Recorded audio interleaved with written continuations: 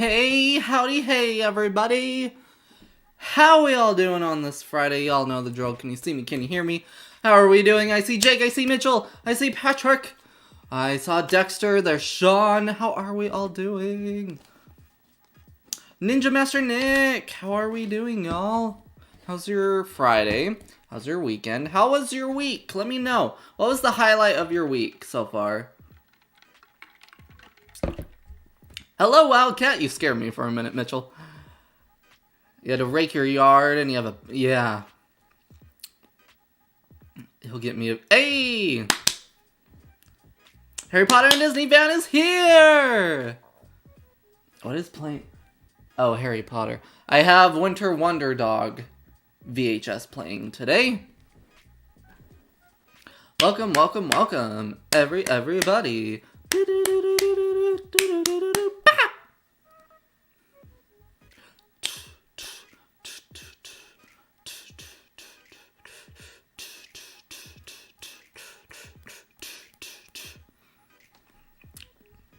What is everybody up to? I just want to know. Besides working 5 hours today wasn't awful. Hey, that's good. Okay, well, you guys are putting in your responses. Tippity tap tap, tippity tap. Last night was weird. It was one of those weird nights. Wildcat. It's like I was tired, but I just like wouldn't go to sleep. Like, I could go to sleep if I tried, but I was just like in my head, you know, I was just like overthinking and whatever. It was one of those nights. Ooh, do it, Harry Potter and Disney fan. So I was up a bit later than usual for me. So I didn't get as much sleep as I would have liked. So I feel tired today, but hey, Scooby Block, how art thou? Yeah, but today I edited quite a bit. I edited a video today that I filmed, I thought not that long ago. No, it was January 4th is when I filmed it, and I finally edited it. So that's cool. Hello, Patrick, how art thou? I don't know what I'm up to. I was supposed to be in a live stream by a YouTuber. I don't know if you... Hey, Patrick, did you see the collaboration with me and all about Scooby-Doo and more? I don't know if I did. Where was it? Have you read Twilight? Because I'm reading the first book. I've not read the Twilight books. I've seen all the movies, but I've never read the books. I have all the books. Hello, Dave S. Patrick. How art thou? Hey, buddy. Ooh, you made a video. Yeah, Percy Jackson, Hunger Games, Harry Potter, and Twilight. I thought I had all the Harry Potter, and I must have given them away. Or they're downstairs. I'm kind of hoping they're downstairs. I don't know. Ooh, yabba dabba doo. And Scrappy, too.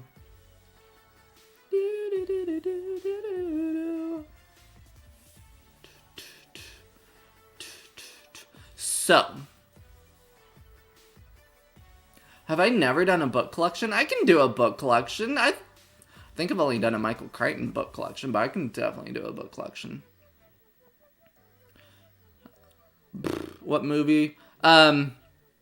Winter Wonder Dog is playing right now. The VHS of Winter Wonder Dog is just going through the trailers right now. Yabba dabba doo and Scrappy too. So, yesterday was World Book Day, and it has been a personal goal of mine to read more this year. I have been bringing it up more, but like a passion of mine that I've always had is I love to write. But that's kind of been like on the back burner, but I've kind of brought it up a little bit more this year. Anyway, but part of that is I want to read. I've already read one full book, and then I just finished 2 more volumes. 2? Yeah, well, 2.5, really, of Heartstopper. Anyway, I have a handful of books here. So I think what we're going to do is start with some, like, easy kids books. You know, start with some of those. And then we'll decide what, like, bigger book we want to read. I personally, I really want to read you guys the Phoenix Files. Because That is my favorite series of all time, book series. And no one knows about it. No one knows about it. So, but let me get the my kitty books that I brought out are all Scooby-Doo.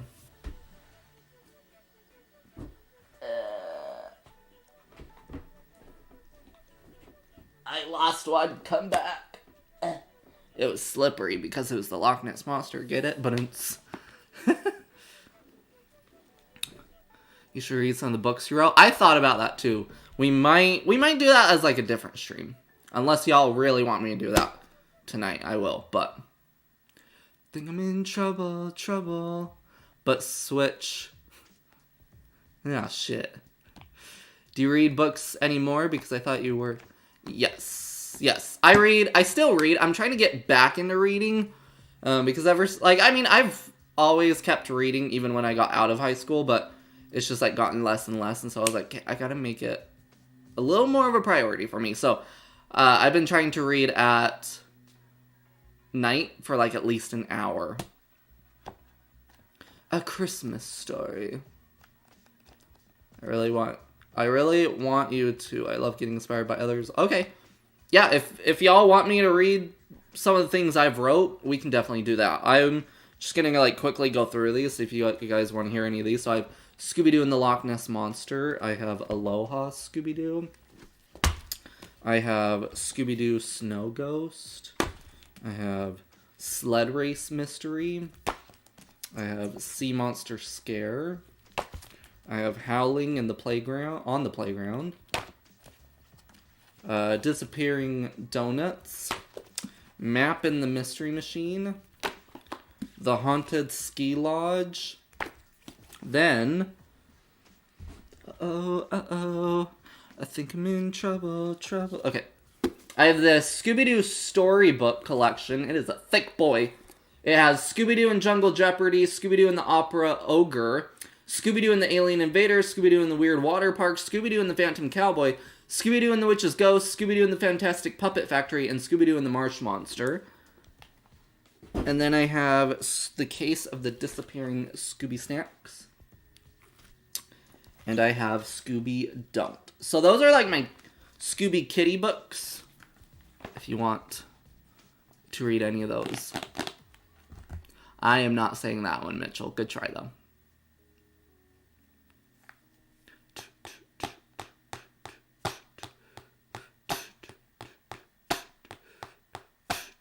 My man, you gotta get in a few books that are so good. I recommend one called Step Closer. Ooh. You know, I'm at Barnes & Noble once a week. I should go look for it. Damn it, so close. I swear I thought, uh-oh. I think I'm in trouble. I stumble. I'm in trouble. What did I do to fall this hard? So yeah, let me know. Or if you don't want to read any of those, we can move on. If you don't want to hear any of those, I can move on. Yeah, and then I have these books I can show you. Which Scooby-Doo Wonder Dog are you watching? The green VHS box? I don't know. That one. I didn't know there was a green version. So I brought out Jurassic Park. My version is really beat up. It's very loved. Don't mind that. I have The Lost World. I've never read that one. I got the first Goosebumps, but if we want to read any of the other Goosebumps, I have all the original Goosebumps. Phoenix Files. This is book 1. And then I thought this one might be funny. There's a whole series, and I haven't read them all, but it's this... So it's called... The name of this book is Secret. And like all the rest of the books, like the other one is, if you're reading this, it's too late. This book is not good for you, type of thing. So... Wait, what kind of books have you... I've written a few novels. So, like, I have Jurassic Park. So I've written one about... Oh, my computer got mad at me for listening to that song too much. That's funny. It just said, nah, we moving on. Okay. I've written one about, like, these 5 kids, and they go into this world, find out that they have powers, blah, blah, blah. That's a really, really shortened version of it. Called... Right now I'm calling it, like, Fablin. Then I've written one about, like, people living within a body and controlling the heart and the brain and stuff. Again, very short synopsis for these. And then I've written one about this society where love is picked for them, but they wear these bracelets that basically counts down to their love moment. They're like, what do you call that? Love at first sight type of thing. And this girl, the main character, is basically like, no, I don't need someone, to make my life feel whole. And I can ignore what this is and stuff, so.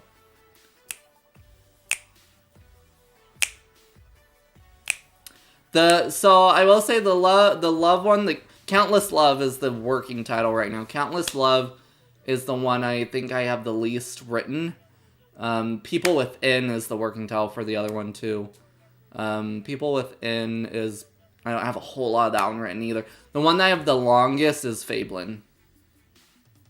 Favorite horror movie? I don't watch much horror, so right now my favorite horror movie, which a lot of people are like, ugh, is When a Stranger Calls, the remake.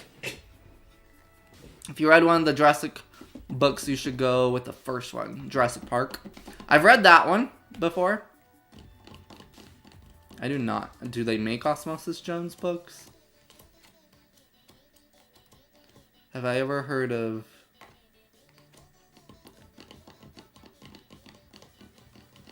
Bro, I have never cried over a movie until I saw The Last How to Train Your Dragon. Jake, you should watch Clouds. That one might make you cry. Tom and Jerry. Oh, I've never seen that one. Alright. What should we read first? Because,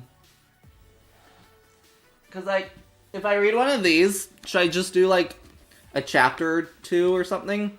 So that we can, like, read a few different things? Holy crap, I forgot. There's an introduction for Jurassic Park, and then there's a prologue before we even get into the actual thing. Then, first iteration. Almost Paradise. I'm kind of seeing a lot for Jurassic Park, so maybe we'll start with Jurassic Park. How much should I read of it? Or do I just go here and start reading? What do we think? What do we think? How should I do this? Oh, okay, Jake, you did see that. 2 chapters? That's what Wildcat said. Skip the intro and prologue and read chapter 1. Okay. Chapter 1 is called Almost Paradise. And it's only like 3 pages. I've not seen the Willy Wonka one either. A lot of those I haven't seen. The whole thing from the beginning. What's your favorite horror movie? Mine is Scream. Favorite horror movie that I've seen is the When a Stranger Calls remake, which I know a lot of people are like, ugh. Let's see, how long is chapter 2? I would say, okay, let's read the first 2 chapters of Jurassic Park. I think that'll be good. Okay. And again, ignore how beat up my copy is. It's very loved. Beginning, middle, and end. Always thought that there was something just a little off. Okay, yeah, we'll read the first 2 chapters of Jurassic Park, and then we'll see where we go from there. Okay, kitties, sit down. Daddy Ashton's gonna read you guys a story. I will never say that again, so y'all better use that sound bit for everything if you ever want to hear me say that. Okay, chapter 1, Almost Paradise. This is what we're looking like. There's no pictures. There's nothing to show you. Alright. Mike Bowman whistled cheerfully as he drove the Land Rover through the Cabo Blanco Biological Reserve on the west coast of Costa Rica. It was a beautiful morning in July, and the road before him was spectacular, hugging the edge of a cliff overlooking the jungle and the blue Pacific. According to the guidebooks, Cabo Blanco, probably biffing that, was unspoiled wilderness, almost a paradise. Seeing it now made Bowman feel as if the vacation was back on track. I wish that I had a time machine. I will never say that again. I apologize to everybody. I said turn down, not turn up. Computer, you are mad at me today. I don't know why. Bowman, at 36... Let's try that again. Bowman, a 36-year-old real estate developer from Dallas, had come to Costa Rica with his wife and daughter for a 2-week holiday. The trip had actually been his wife's idea. For weeks, Ellen had filled his ear about the wonderful national parks of Costa Rica and how good it would be for Tina to see them. Then, when they arrived, it turned out Ellen had an appointment to see a plastic surgeon in San Jose. I remember this. This is not in the movie. I remember this, though. I haven't read this since my sister, my youngest older sister got married, which was, I want to say, 20... Oh gosh, I don't even know. I'm not even gonna try. It's been a while though, but I remember this though. To keep it simple, I think I've been... Greetings! Hello! Time travel. A little too old to be a kitty. Kindle's passionate but finical. I've not read this in a long time. Me neither. I've not read this in a long time. Okay. So, that was the first Mike Bowman had heard about the excellent and inexpensive plastic surgery available in Costa Rica and all the luxurious private clinics in San Jose. Of course, they'd have had a huge fight. Mike felt she lied to him, and she had, and he put his foot down about this plastic surgery business. Anyways, it was ridiculous. Ellen was only 30, and she was a beautiful woman. Hell, she'd been the homecoming queen her senior year at Rice. And that was not even 10 years earlier. And that was not even 10 years earlier. But Ellen tended to be insecure and worried. And it seemed as if in recent years she had mostly worried about losing her looks. That and everything else. The Land Rover bounced in a pothole, splashing mud. Seated beside him, Ellen said, "Mike, are you sure this is the right road? We haven't seen any other people for hours." "There was another car 15 minutes ago," he reminded her. "Remember the blue one?" I want to Shadow Realm. Oh, I went to the Shadow Realm to meet up with some friends. We found gold in there. "Going the other way, darling. You wanted a deserted beach," he said. "And that's what we're going to get." Ellen shook her head doubtfully. "I hope you're right." "Yeah, Dad, I hope you're right," said Christina. From the back seat, she was 8 years old. "Trust me, I'm right." He drove in silence a moment. "It's beautiful, isn't it? Look at the view. It's beautiful." "It's okay," Tina said. Ellen got out a compact and looked at herself in the mirror. Pressing under her eyes, she sighed and put the compact away. The road began to descend, and Mike Bowman concentrated on driving. Suddenly, a small black shape flashed across the road, and Tina shrieked, "Look! Look!" Then it was gone, into the jungle. "What was it?" Ellen asked. "A monkey? Maybe a squirrel?" "Maybe a squirrel monkey," Bowman said. "Can I count it?" Tina said, taking her pencil out. She was keeping a list of all the animals she had seen on her trip as a project for school. "I don't know," Mike said doubtfully. Tina consulted the pictures in the guidebook. "I don't think it was a squirrel monkey," she said. "I think it was just another howler." They had seen several howler monkeys already on their trip. "Hey," she said more brightly. "According to this book, the beaches of Cabo Blanco are frequented by a variety of wildlife, including howler and white-faced monkeys, three-toed sloths, and cotimundus." "What?" You think we'll see three-toed sloth, Dad? I bet we do. Really? Just look in the mirror. Very funny, Dad. The road sloped downward through the jungle toward the ocean. Yu-Gi-Oh! Do you have Hunger Games? You should read that one. If you don't, well, I do. I have all 3 of the Hunger Games. I've only ever read the first one. I read half of Catching Fire, and I haven't read Mockingjay. But I've seen all of them. All the movies. Nails in me, 'cause I don't really need to see what's under that t-shirt. I could, but I gotta fudge with me first. Girl, you know you're hotter than a fever. Mike Bowman felt like a hero when they finally reached the beach. That rhymed. A 2-mile crescent of white sand, utterly deserted. He parked the Land Rover in the shade of the palm trees that fringed the beach and got out the boxed lunches. Ellen changed into her bathing suit, saying, honestly, I don't know how I'm going to get this weight off. You look great, hon. Actually, he felt that she was too thin, but he had learned not to mention that. Tina was already running down the beach. Don't forget you need your sunscreen, Ellen called. Later, Tina shouted over her shoulder. I'm going to see if there's a sloth. Ellen Bowman looked around at the beach and the trees. You think she's all right? Honey, there's nobody here for miles, Mike said. What about snakes? Oh, for gosh sake, Mike Bowman said. There's no snakes on a beach. Well, there might be. Honey, he said firmly, snakes are cold-blooded. They're reptiles. They can't control their body temperature. It's 90 degrees on that sand. If a snake came out, it'd be cooked. Believe me, there's no snakes on the beach. He watched his daughter scampering down the beach, a dark spot on the white sand. Let her go. Let her have a good time. He put his arm around his wife's waist. Is this going to be a 2-hour stream like usual? Yep. There are quite a few differences in the book. Yes. Uh-huh. This part reminds me of the beginning of the Lost World movie. And maybe that's what it was inspired by. Or maybe not, because I haven't read The Lost World yet, so. Tina ran until she was exhausted, and then she threw herself down on the sand and gleefully rolled to the water's edge. The ocean was warm, and she was hardly any surf at all. And there was hardly any surf at all. She sat for a while, catching her breath, and then she looked back towards her parents in the car to see how far she had come. Her mother waved, beckoning her to return. Tina waved back cheerfully, pretending she didn't understand.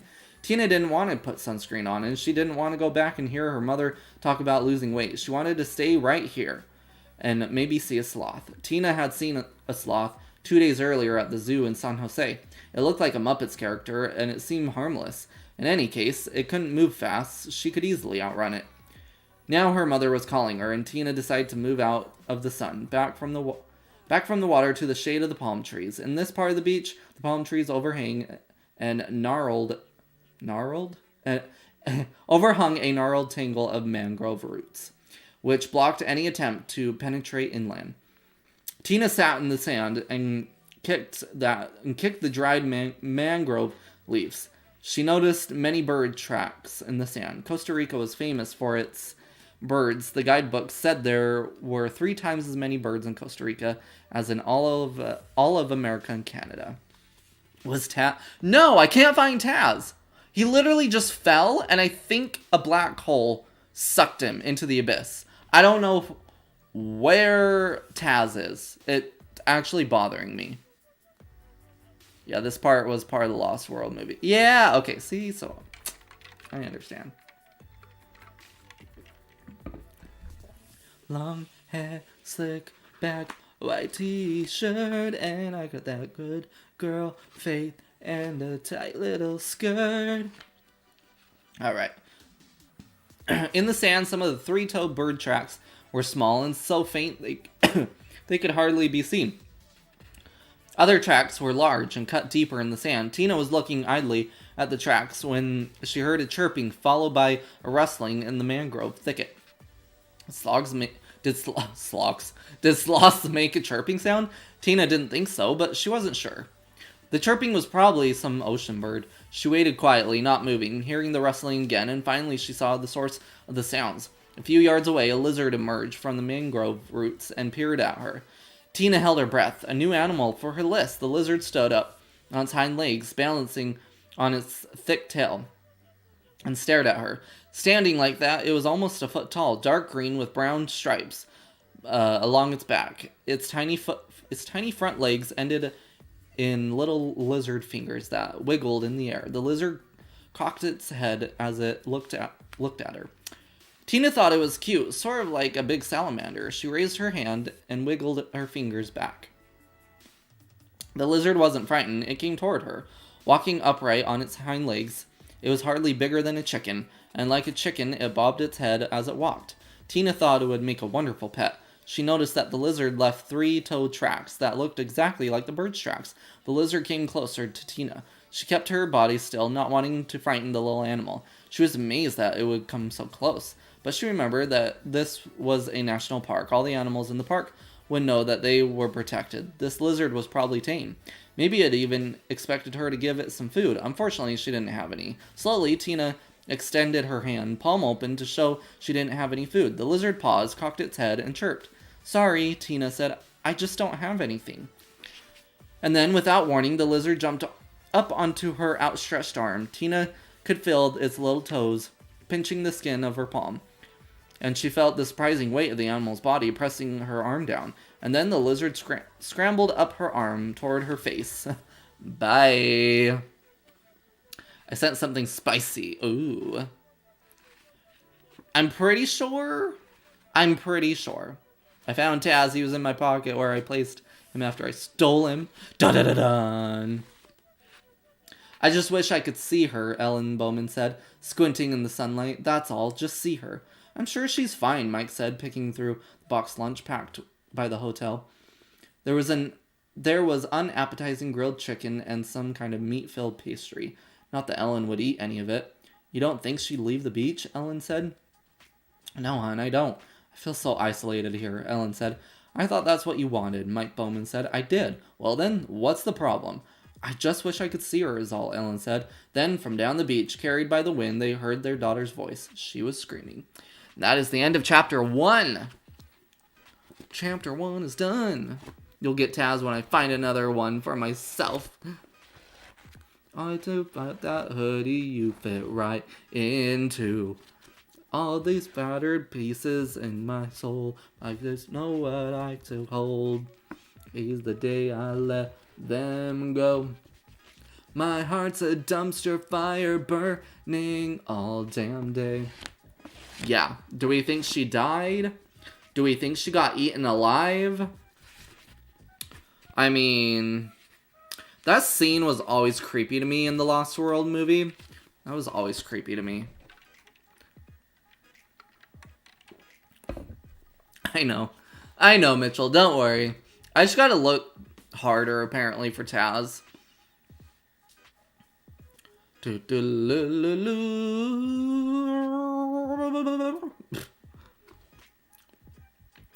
Wait, since you read and watched both, which is better? There's a scene in the original Jurassic Park book that I really wish was in the movie. Basically, like, the T-Rex is stalking them underwater at one point. So there's a lot of details in the books that's really, really good. I mean, the movie is so good still. Like, don't get me wrong. Jurassic Park movie is one of my favorite movie franchises ever. But Michael Crichton, I love Michael Crichton. He's my favorite author. There's just so much detail in the books that you don't get in the movies. Yes. So I actually read the book before I watched the movie of Jurassic Park. Not for the Lost World. But, so I read this before I watched the Jurassic Park movie.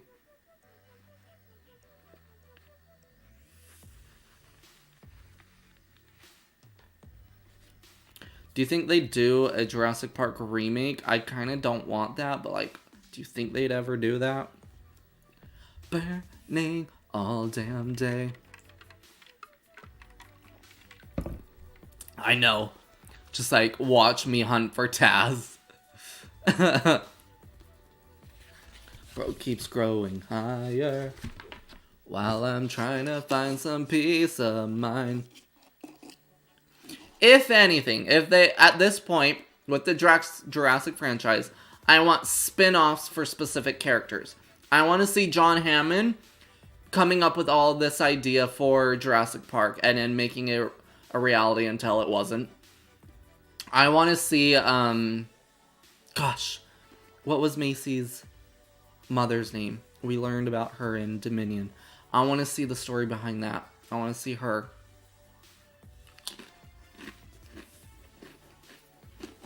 I want to see a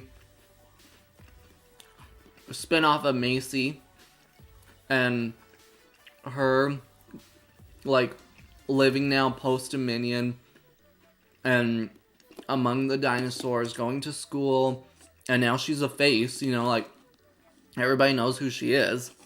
Charlotte, thank you.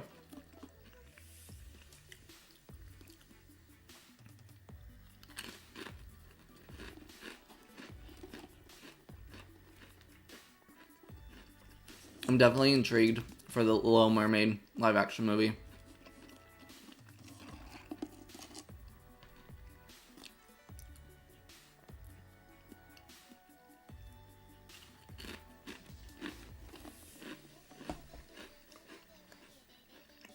I do appreciate the prologue of Dominion.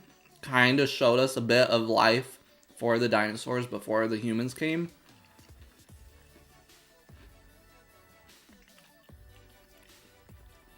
Oh, I see what you're saying. Yeah, that's true. Mm-hmm. Mm-hmm. Mm-hmm. All right. Let's read chapter 2. This chapter is... what? Puntarinas? Puntarinas? Puntarinas? Puntarinas?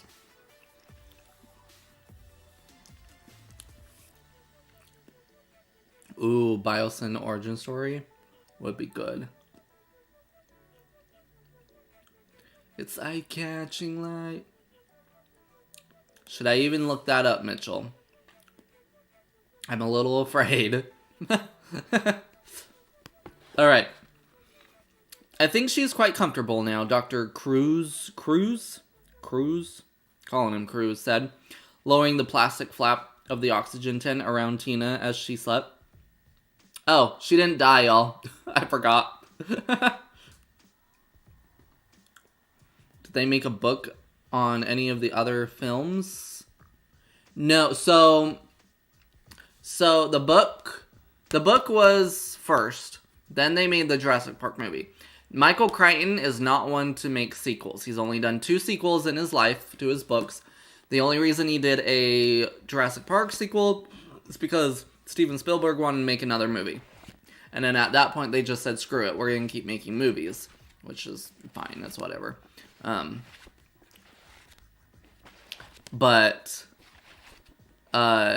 Yeah, so... I mean, there are other Jurassic books, but they're not by Michael Crichton. Okay. Mike Bowman sat beside the bed close to his daughter. Mike thought Dr. Cruz was probably pretty capable. He spoke excellent English, the results of training at medical centers in London and Baltimore. Dr. Cruz radiated competence, and the oh gosh, I don't have an accent. And the Clinica Santa Maria, the modern hospital in Puntarenas, was spotless and efficient. But even so, Mike Bowman felt nervous. There was no getting around the fact that his only daughter was desperately ill, and they were far from home. When Mike had first reached Tina, she was screaming hysterically. Her whole left arm was bloody, covered with a profusion of small bites, each the size of a thumbprint. And there were flecks of sticky foam on her arm, like a foamy saliva. He carried her back down the beach. Almost immediately, her arm began to redden and swell. Mike would not soon forget the frantic drive back to civilization, the 4-wheel drive Land Rover slipping and sliding up the muddy track into the hills, while his daughter screamed in fear and pain, and her arm grew more bloated and red. Long before they reached the park boundaries, the swelling had spread to her neck, and then Tina began to have trouble breathing. "She'll be all right now," Ellen said, staring through the plastic oxygen tent. I believe so, Dr. Cruz said. I've given her another dose of steroids and her breathing is much easier. And you can see that the edema in her arm is greatly reduced. Mike Bowman said, about those bites, we have no identification yet. The doctor said, I myself haven't seen bites like that before, but you'll notice they are disappearing. It's already quite difficult to make them out. Fortunately, I have taken photographs for reference, and I have washed her arm to collect some samples of the sticky saliva. One for analysis here, a second to send to the labs in San Jose, and the third we will keep frozen in case it is needed. Do you have the picture she made? Yes, Mike Bowman said. He handed the doctor the sketch that Tina had drawn in response to questions from the admitting officials. This is the animal that bit her? Dr. Cruz said, looking at the pictures. Yes, Mike Bowman said. She said it was a green lizard the size of a chicken or a crow. I don't know if such a lizard, the doctor said. She has drawn it standing on its hind legs. That's right, Mike Bowman said. She said it walked on its hind legs. Dr. Cruz frowned. He stared at the picture a while longer. I'm not an expert. I've asked for Dr. Gutierrez to visit us. These are some names. He is a senior researcher at the Reservoir Biologica de Cara. Golly gee, I can't speak this language. Which is across the bay. Perhaps he can identify the animal for us. Isn't there someone from Cabo Blanco? Bowman asked. That's where she was bitten. Unfortunately not, Dr. Cruz said.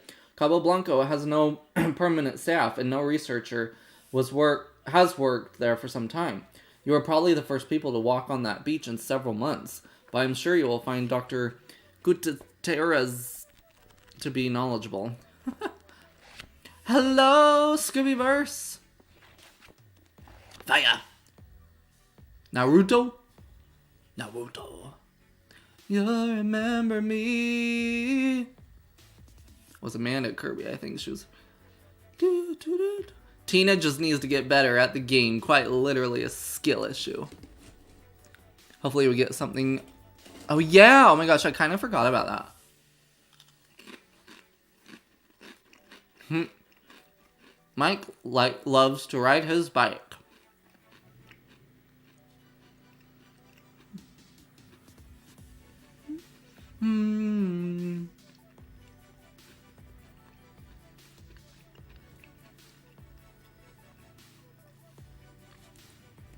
Naruto and Scooby-Doo crossover. I haven't seen Naruto, so I don't know.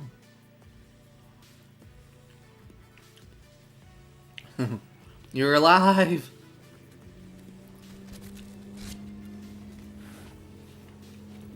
Alright. This doctor, that I can't say his name, turned out to be a bearded man wearing khaki shorts and a shirt. The surprise was that he was American. He was introduced to the Bowmans saying in a soft southern accent, Mr. and Mrs. Bowman, how are you doing? Nice to meet you. And then explaining that he was a field biologist from Yale, who had worked in Costa Rica for the last 5 years. Marty examined Tina thoroughly, lifting her arm gently, peering closely at each of the bites with a penlight, then measuring them with a small pocket ruler. After a while, Marty stepped away, nodding to himself as if he had understood something. He then inspected the Polaroids and asked several questions about the saliva, which Cruz told him was still being tested in the lab. Finally, he turned to Mike Bowman and his wife, waiting tensely. I think Tina's going to be fine. I just want to be clear about a few details, he said, making notes in a precise hand. Your daughter says she was bitten by a green lizard approximately 1 foot high, which walked upright onto the beach from the mangrove swamp. That's right, yes. And the lizard made some kind of vocalization? Tina said it chirped, or squeaked. Like a mouse, would you say? Yes. Well then, Mike said, I know this lizard. He explained that of the 6,000 species of lizards in the world, no more than a dozen species walked upright. Of those species, only 4 were found in Latin America. And judging by the colorization, the lizard could be only one of the 4. I am sure this lizard was a Basiliscus Amaratus, a striped balis, basilisk lizard. What? Found here in Costa Rica and also in Honduras. Standing on their hind legs, they are sometimes as tall as a foot. Are they poisonous? No, Mrs. Bowman, not at all.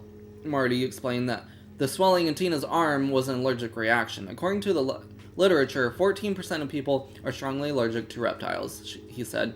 And your daughter seems to be one of them. She was screaming. She said it was so painful. Probably was, Marty said. Reptile saliva contains serotonin, which causes tremendous pain. He turned to Cruz. Her blood pressure came down with antihistamines. Oh my gosh, I don't know words. Jurassic Park was... I would die immediately. Dylan! I at least think Ainu would be cool.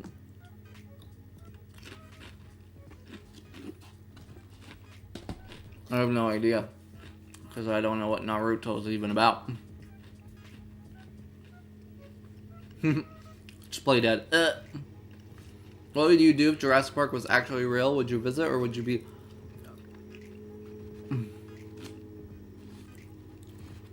It's hard because it's like, ooh, that'd be so cool, but at the same time, humans are dumb and something could happen.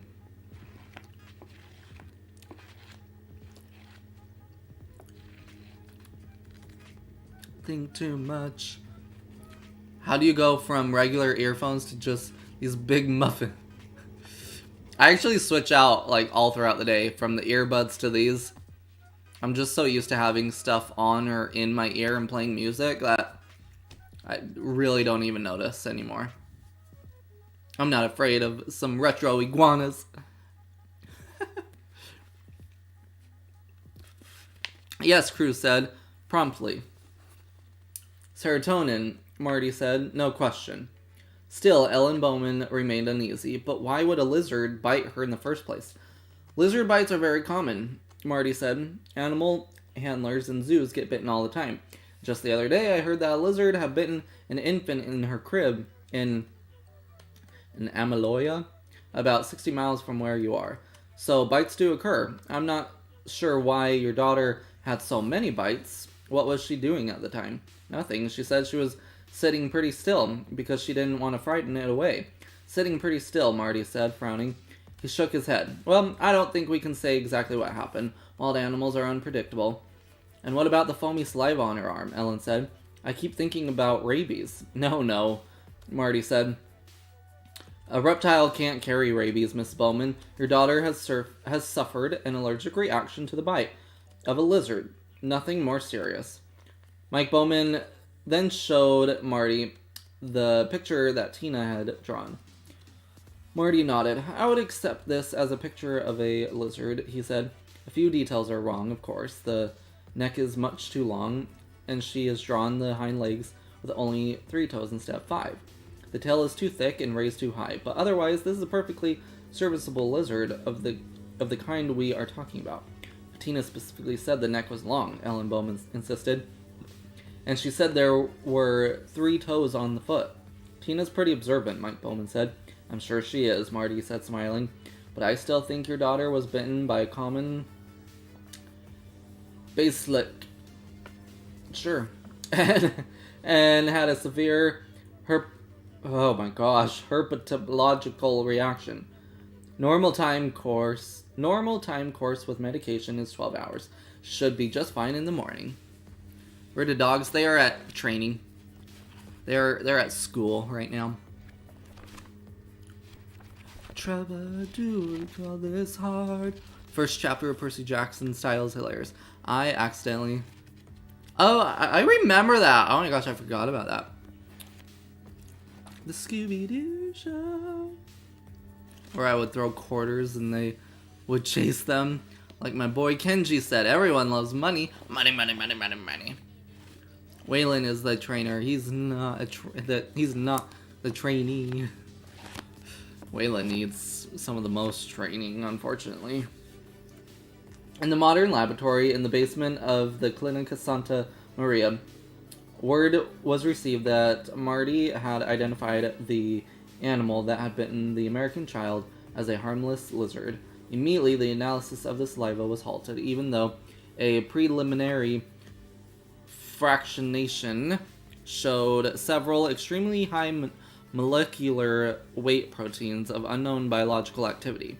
But the night technician was busy, and he placed the saliva samples on the holding shelf of the refrigerator. Next morning, the day clerk checked the holding shelf against the names of discharged patients. Seeing that Bowman, Christina, was scheduled for discharge that morning, the clerk threw out the saliva samples. At the last moment, he noticed that one sample had the red tag, which meant that it was to be forwarded to the university lab in San Jose.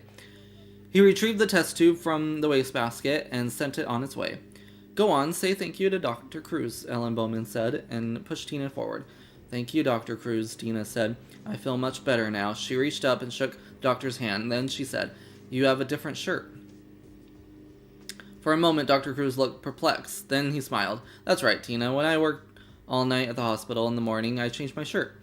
But not your tie? No, just my shirt. Ellen Bowman said, Mike told you she's observant. She certainly is, Dr. Cruz smiled and shook the little girl's hand gravely. Enjoy the rest of your holiday in Costa Rica, Tina. I will. The Bowman family had started to leave when Dr. Cruz said, Oh, Tina, do you remember the lizard that bit you? Uh-huh. You remember its feet? Uh-huh. Did it have any toes? Yes. How many toes did it have? 3, she said. How do you know that? Because I looked, she said. Anyway, all the birds on the beach made marks in the sand with 3 toes like this. She held up her hand, middle 3 fingers spread wide, and the lizard made those kind of marks in the sand too. The lizard made marks like a bird? Uh-huh, Tina said. He walked like a bird too. He jerked his head like this, up and down. She took a few steps, bobbing her head. After the Bowmans had departed, Dr. Cruz decided to report this conversation to Marty at the biological station. I must admit, the girl's story is puzzling, Marty said. I have been doing some checking myself. I'm no longer certain she was bitten by a lizard. Not certain at all. Then what could it be? Well, Marty said, let's not speculate prematurely. By the way, have you heard of any other lizard bites at the hospital? No, why? Let me know, my friend, if you do. And that is the end of chapter 2. All that's come down. Shadows into the ground. Alright, there's chapter 2. Waylon, don't be dissing my boy. I wonder if I can see him. I see Scout. I don't know where Waylon is, though. It might be his turn right now.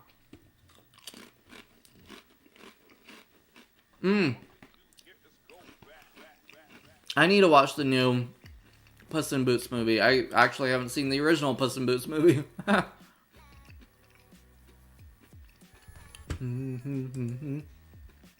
Let's see.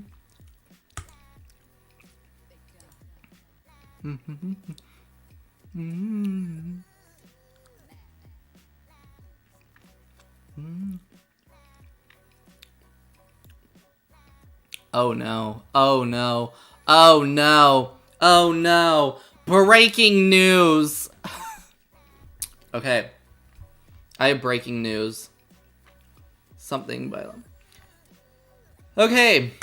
We just got this update from Roger. Roger, who was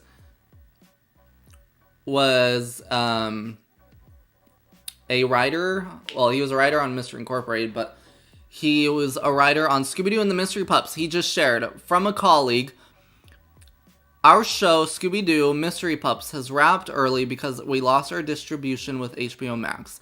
It is a very entertaining show that I cannot openly share, but it might get picked up again if they find another distributor. So, we have absolutely no Scooby-Doo to look forward to. Woo! Ooh, Scooby-Doo and the Mystery Pups is on an indefinite hiatus. Unless they can find a new distributor. Well, Ba-da-da-da-da. Hey Zach, how art thou? Mm-hmm.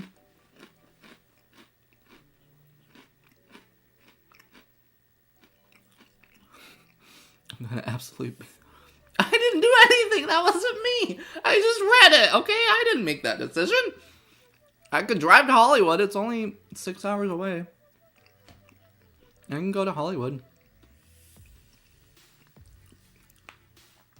Cause we are at a party at Ed's house. Okay. So, there's the first 2 chapters of Jurassic Park. That was kind of nice. We got like a wrap-up of like those characters' stories in the first 2 chapters. I was the one who sent it. I have nothing. Dirtbag on repeat. Cause we don't know what to do at 17. Let's stop.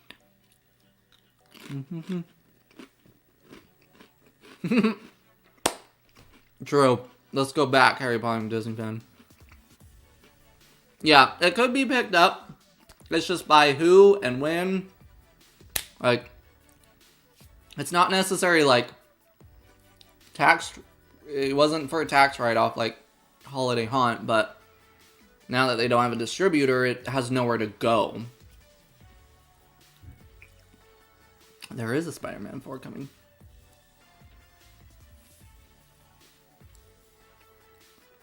I think we are in a era of no Scooby for a minute. I think we are. New Scooby. You've got opinions on my life and my relations, but let me tell you what, okay, enlighten me. Love is one thing that has 0 complications, and I can trust my gut. Okay, you frighten me. Devin, how art thou? We read the first 2 chapters of Jurassic Park. I like books. Some people simply know when true love says hello. Some folks are taken in by princely looks. Oh, what do you know about love? What do you know about love? All I'm saying is when you go to climb a mountain, you don't just jump to the top. No, no. You're scaling and scrambling, too many steps for counting. And the work doesn't stop. Maybe for you. Alright, what should we read next? Let me know. Do we want to do a Scooby-Doo picture book? Do we want to do any of the other books I have here with me? We have the Phoenix Files. We have the name of this book is Secret. We have Goosebumps. We have The Lost World. Or I can read some of my stories, book stories that I've written. What do we want to do?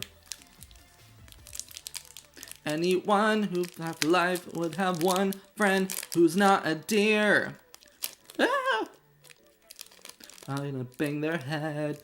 A fool who doesn't jump right now is probably gonna end up dead.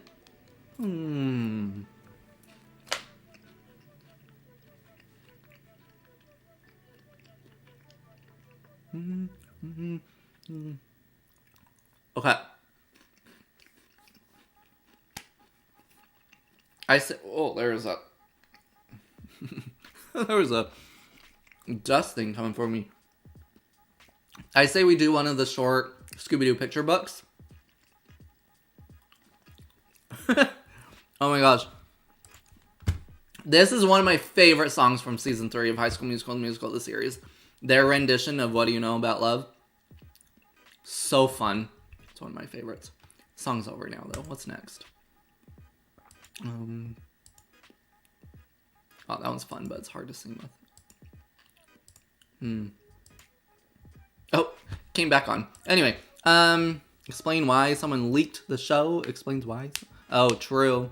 True. Okay. Let me get these out again. And we'll do a Scooby-Doo one, and then maybe I'll do one of my books. Okay, so we have The Haunted Ski Lodge, Mappin' the Mystery Machine, Disappearing Donuts, Howling on the Playground, Sea Monster Scare, Sled Race Mystery, Snow Ghost, Scooby-Doo and the Loch Ness Monster, or Aloha Scooby-Doo. Or are any of those screaming out at? Yep.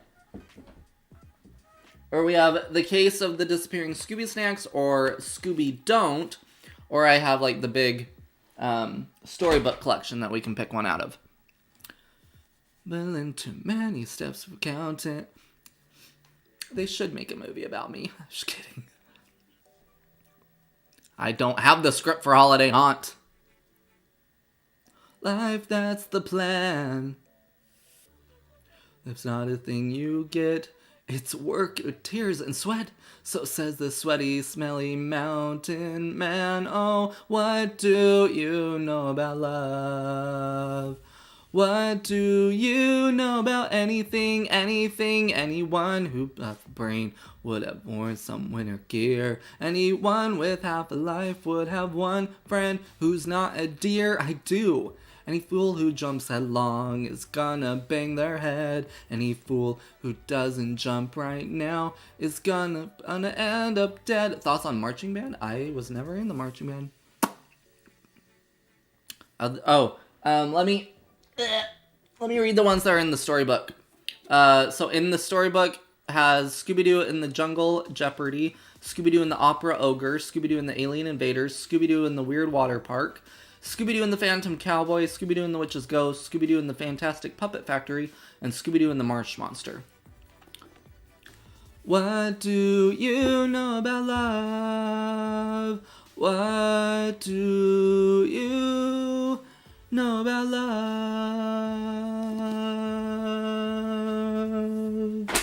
I've never seen Flushed Away. I'd buy a buttload of tickets. Scooby-Doo in the... Okay, I've seen 2 for Alien Invaders. Down, down, boom.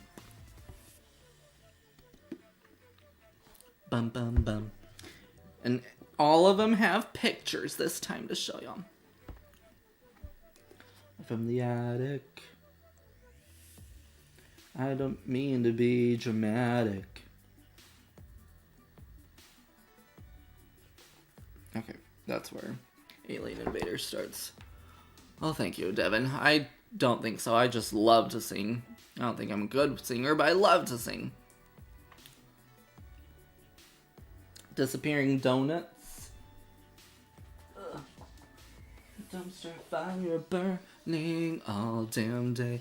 It's filled with memories of us and going up in flames.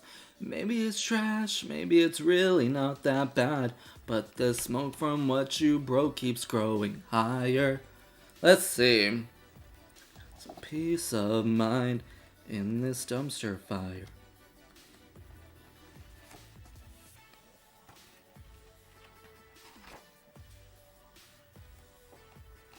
Okay. So, Witch's Ghost, Alien Invaders, Disappearing Donuts.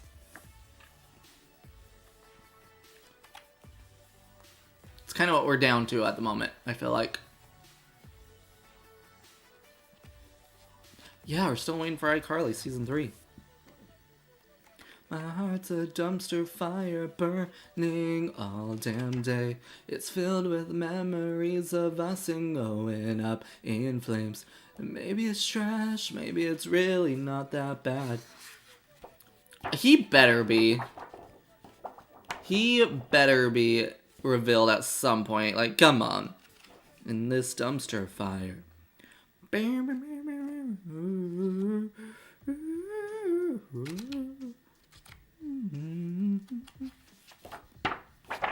There's just a lot going on at Warner Brothers. We can't worry about it because we can't control any of it. So it do be what it do be. No worries.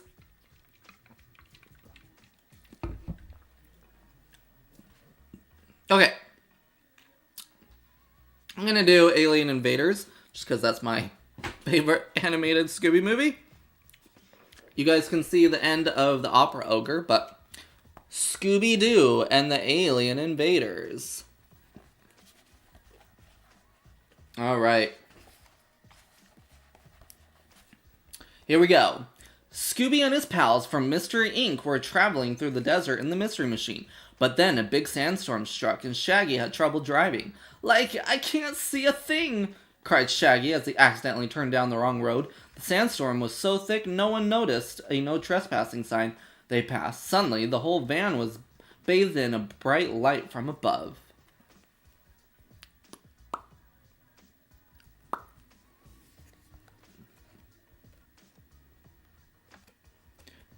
Velma's not really getting much love now, is it? Let's see. It looked like a giant spaceship. It whooshed by so fast it spun the Mystery Machine around and around.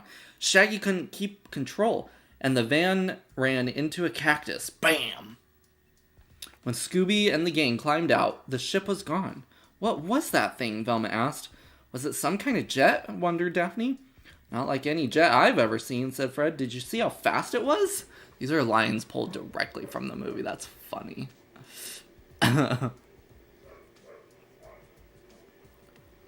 Oh, uh-oh. I think I'm in trouble. I think I've stumbled. The van wouldn't start again. Fred suggested they walk to a nearby town for help. There's snakes and stuff out there in the desert, Shaggy gulped. Rattlesnakes, Scooby hissed. He and Shaggy decided to stay behind and guard the van, but as soon as the others were gone, they immediately started looking for Scooby snacks. There was only one left. They both grabbed for it, but it fell, bounced across the ground, and was picked up by a strange animal.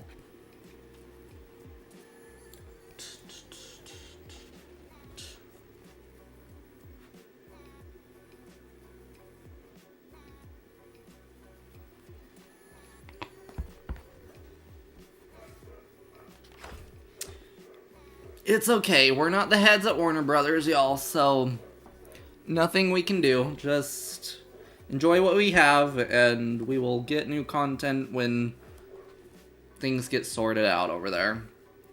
You know, unless you want to try to get a job over there and take over it.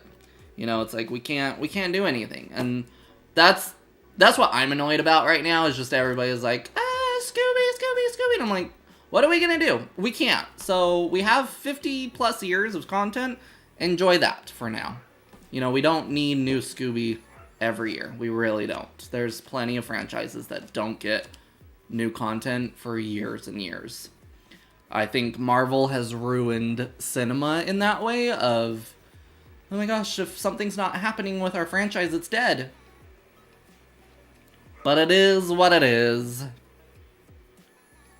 Hey, you should have. Ew, I don't like snakes either. Zoinks, a jackalope, Shaggy exclaimed. I thought those things were fake. Ree-roo, Scooby agreed. The jackalope hopped off with the Scooby snacks. Shaggy and Scooby ran after it. Hey, put that down, Shaggy shouted. They chased the jackalope to a nearby hill as...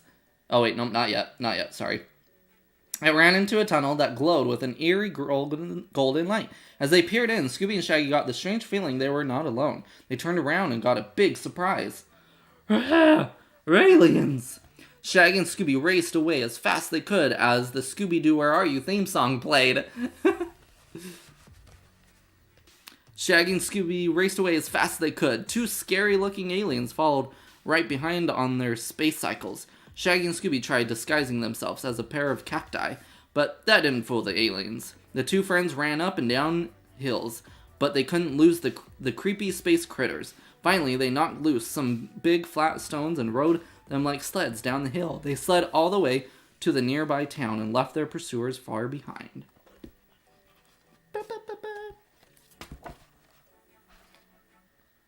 Something just fell out of the book. I'm a little scared.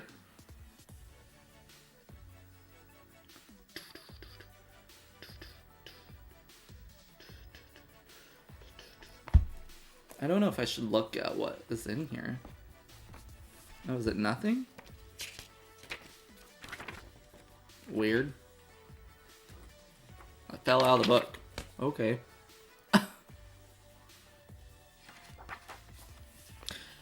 Shaggy and Scooby ran into the town diner. Fred, Daphne, and Velma were inside. Scooby and Shaggy told them all about their alien encounter.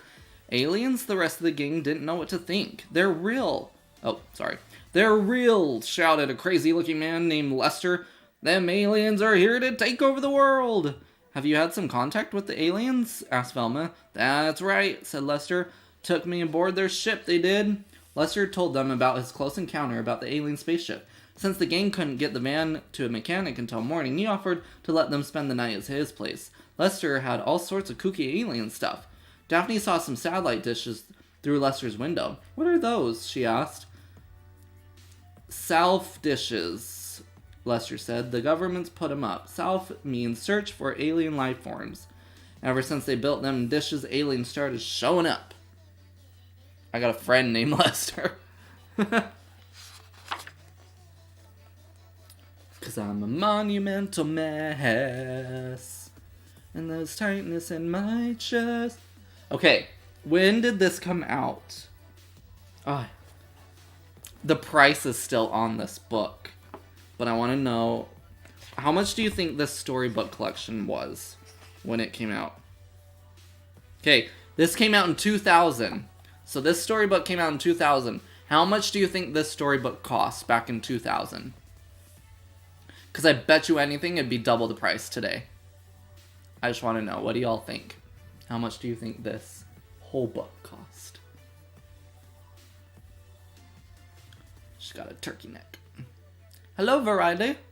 Wow, that was a weird way to say that. How are you? We're reading Scooby-Doo and the Alien Invaders. Enough to get over us. I know you're out. All the texts say that you're with somebody. $5 to $10, $5, $10. I'm doing good. $4. So it was $10.99. This was $10.99. Anyway. I love the art in this book. It's like they got it illustrated specifically for the book. Loco. Loons. Lester didn't have a lot of room. Shaggy and Scooby had to sleep on his roof in a couple of lawn chairs, but they didn't mind. Hey, it's pretty groovy up here, Shaggy remarked. Ruh-huh, Scooby agreed. Soon they were fast asleep and snoring under a desert sky full of beautiful twinkling stars. But one of the lights twinkling overhead wasn't a star. It was a spaceship. It hovered over them, dropped claws down, and lifted them up inside. Scooby and Shaggy didn't stir until they were strapped to the aliens' laboratory tables. Hey, let us go, Shaggy cried. We taste terrible, like I'm all stringy. Scooby was very scared, even though some of the experiments tickled. Do not fear, Earth creatures, said one of the aliens. Cooperate and you will not be harmed. But when the aliens weren't looking, Scooby used his tail to push a button that released him. He jumped up and ran away, pushing Shaggy's table as he went. You leave with him. Take him to the places that we've been. I don't wanna know. Trick or Treat Scooby-Doo is fun. It's cute. It's a cute, fun movie. Sorry, but our health plans don't cover exams, Shaggy yelled as Scooby pulled him away. The angry aliens chased them all over the spaceship. Shaggy and Scooby couldn't find a way out. Suddenly, a third alien appeared out of nowhere. Pow! They ran right into him. This alien was much bigger than the other two. It pulled out an evil-looking device with all sorts of snapping blades and held it towards Scooby and Shaggy. They fainted dead away. When they woke up, Shaggy and Scooby were back in the desert and the aliens were gone. Then they thought they were alone, but then they heard a voice. Hey man, are you alright? The two friends couldn't believe their eyes. Standing in front of them was a pretty teenager. Oh. I thought they were all adults in this movie. A pretty teenager named Crystal and her dog, Amber. They were the most beautiful girls Shaggy and Scooby had ever seen. Suddenly, the aliens didn't seem so important. In fact, Scooby and Shaggy thought the whole thing had been a nightmare. I can only sleep indoors.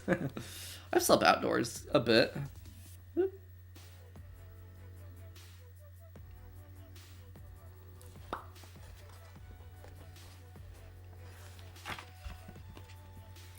I'm a freelance photographer, Crystal explained. I'm shooting some desert wildlife for a magazine. Shaggy told Crystal about the jackalope and the aliens while Scooby showed off for Amber. Crystal asked Shaggy to show her where they'd seen the aliens and the jackalope. As they walked toward Crystal's jeep, Shaggy leaned over to Scooby. "Scoob, buddy, I don't know about you," he whispered, "but I think I just found my dream girl." "Ree-roo," Scooby nodded. After Fred took the mystery machine to a repair garage, he and the girls decided to check out the SALF satellite dishes. They were given a tour by a big guy named Max and his co-workers, Laura and Steve. "We're monitoring the cosmos 24 hours a day, 7 days a week," Max explained. Steve told them how boring the job was. They rarely heard or saw anything promising, but if there was even a tiny chance of making contact with aliens, it was worth it. I didn't show y'all the picture. Just like when Return to Zombie Island made them teenagers, true. Yo, Joel. I keep saying Joel. I'm so sorry. How are you? Ooh, you're flying to California. Hey, you going for fun? What are you doing in California? Meanwhile, Shaggy and Scooby show Crystal and Amber the tunnel where they had followed the jackalope and had first seen the aliens. Suddenly, they were surprised by a gruff voice. "What are you doing here?" Two military policemen appeared in front of them. "Just taking some wildlife photos," Crystal told them. "You aren't supposed to be here," said one of the MPs. "This area is under government investigation." The MPs checked Crystal's camera, then made them leave. After they finished their tour of the satellite station, Fred, Daphne, and Velma decided to check out a place called Scorpion Ridge. Max said the government had sent an investigation team there to look into reports about aliens. They asked Lester to give them a ride to Scorpion Ridge. On the way there, Velma tried to figure things out. "Did you notice that Max, Laura, and Steve all had mud on their shoes?" she asked. Where would there be mud around here?" There's been a lot. Yeah, there have been a lot of storms in California. Honestly, the weather all around has just been weird. Ooh, you're going to San Diego. That's fun. Dun, dun, dun. After the MPs had gone, Crystal wanted to go back to the strange tunnel. The boys didn't want to go, but when Crystal insisted, they reluctantly followed her and Amber inside. They totally skipped out the whole diner scene and the "how groovy." It was really spooky inside the tunnel. Crystal guided the way with her flashlight as the tunnel led to a big cavern. "I think I see something ahead," Crystal said. "Like the exit, I hope," gulped Shaggy as Scooby moaned in agreement. Suddenly, they all stopped and gazed at the cavern walls in amazement. Gold! The cavern walls were lined with gold. "Scooby, buddy, we've hit the jackpot," Shaggy said excitedly. "We can buy our own food court. Rah, Ruby Racks, Roo." Scooby agreed, his eyes sparkling. "Scooby Snacks?" Shaggy laughed. "With this much gold, we can buy a Scooby Snacks factory. Rah, rah." And no, it's not. But their excitement didn't last long. Just then, two aliens jumped out at them. Once more, Shaggy and Scooby were running from the aliens, and this time, Crystal and Amber were too. Do you want me to recommend anything? What? Oh yeah, I see. It's been free. Yeah, it's been weird here. It's like 1 week it's warm, the other week it's not. Much I want this overloaded cereal stress. Hey, Crystal's back in an original story. It's actually the Alien Invaders, just in book form.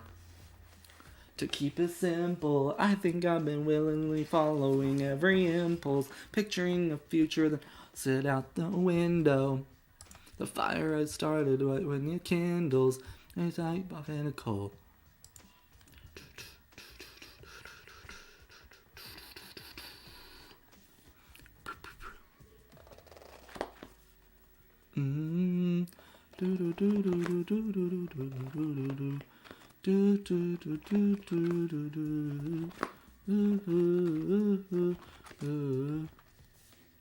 Sorry, I was just reading a message about stuff. Y'all the twos and we the one. What? It's like we almost had good weather in like 50s and 60s and then 30s come back. Amber is the first time Scooby had a crush on a dog that we had around is true. At the same time, Fred, Daphne, and Velma had made a discovery at Scorpion Ridge. They'd found the entrance to the gold mine, too, and all sorts of mining equipment. In fact, they were surprised to see 2 military policemen operating the equipment. Before they had much time to investigate, they were attacked by aliens. The aliens had lost Shaggy, Scooby,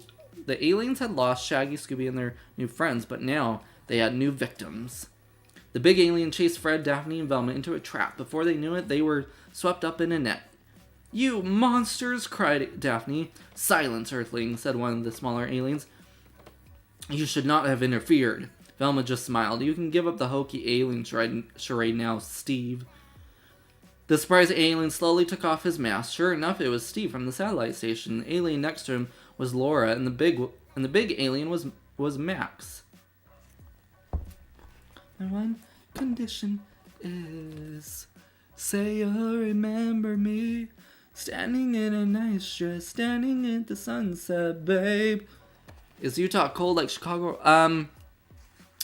So it depends. So I'm in southern Utah, and so I mean it gets cold, but not like as cold as northern Utah. I mean, you can drive 45 minutes north and it'll be even colder than it is here, but in the summer here it gets into the hundreds, whereas northern Utah does not. And like here it barely snows here, if ever. But then again, you drive 45 minutes north and the rest of the state and it snows. It's a familiar sound. Everything lasts forever. Aren't they all? That's what I thought. I was like, aren't they all the same size?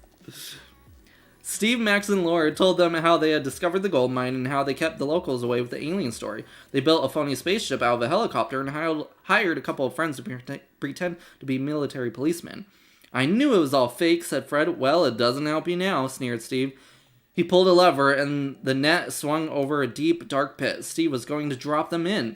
The 2 MPs went in search of Shaggy and Scooby, Crystal, and Amber. Soon they found them and chased them to the edge of a cliff that dropped off into a dark abyss. Shaggy and Scooby turned to face the big men. They started making karate movements to try and frighten the MPs.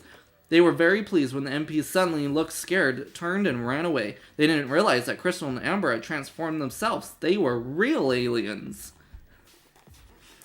This book is very, very, very stripped down.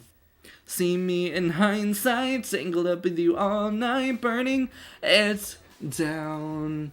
Someday when you leave me, I'll bet these memories follow you around." Shaggy and Scooby chased the MPs all the way back to where the others were being held. Crystal and Amber had changed back to their human forms, so Shaggy and Scooby had no idea what had really scared the MPs.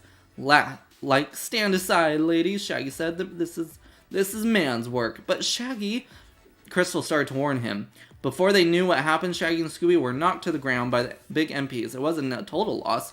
Fred, Daphne, and Velma used the diversion to escape. Amber and Crystal were angry that their friends were being treated so roughly, so they transformed back into their alien forms. Fred, Daphne, and Velma couldn't believe their eyes. "Jinkies!" exclaimed Velma. Amber grabbed a steel girder,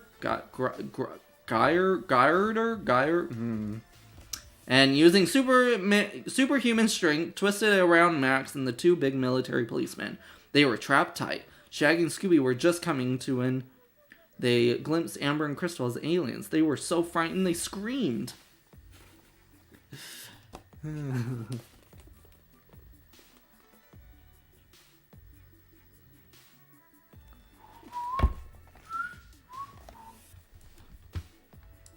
"Bed without you,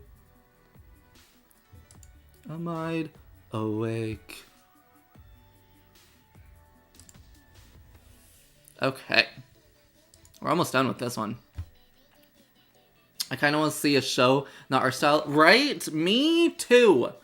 That's what I thought. I thought the pictures are actually really pretty. Just as Velma was explaining who the aliens were, they heard a loud sound. Suddenly, Steve appeared on a huge tractor. He was heading straight for Crystal and Amber. Crystal tripped and was about to be run over when Amber grabbed the tractor's shovel and bravely held back the machine, but Amber wasn't strong enough to hold back the tractor for long. Everyone could tell that she was getting weaker and would soon lose her grip. That's when Shaggy and Scooby-Doo saved the day. They drove in another tractor, headed straight for Steve. Scooby looked like he was a knight from the days of old, charging in with a lance to save his lady love. Ruby, Ruby, Ruby, he roared. Steve tried to back up his tractor and get away, but Shaggy sideswept him and his tractor tumbled over. I really wish Lemonade Mouth was kind of like a show or oh, that would have been cool to have it like a TV show. But Lemonade Mouth is based off of a book, so who wins? My neighbor Samuel or the Doug, homeless man who lives behind my school? Oh gosh.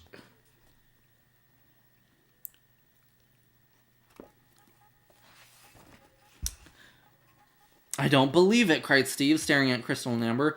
Come on, let's get out of here, Laura yelled as she and Steve ran toward the mine's exit. Fred jumped over to the control lever that held the net in the air. He flipped the switch and dropped it right on top of Steve and Laura. Now they were trapped too. Yes, cheered Fred. Now that the mystery was solved and all the villains were captured, Amber and Crystal transformed back to their human forms. We were sent by our world to investigate signals from your planet, Crystal explained.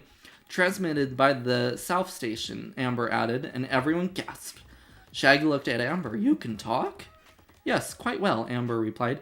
Dig that, Scoob, laughed Shaggy. A talking dog?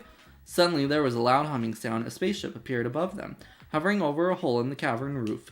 It was the same ship the gang had seen during the sandstorm. Here's our ride, Crystal said.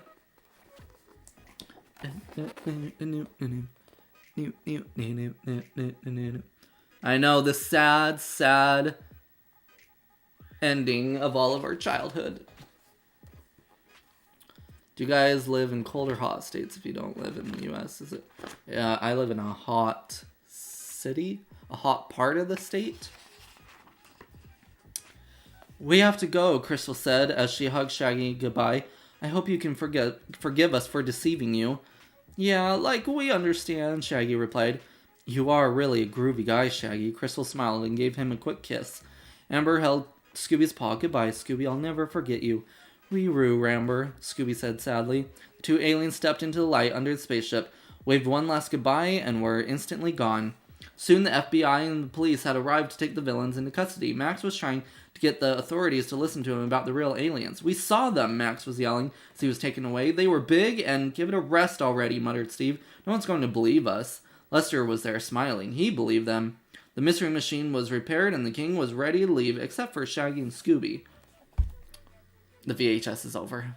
I live in Utah. We come back every time, 'cause we never go out of style. We never go out of style.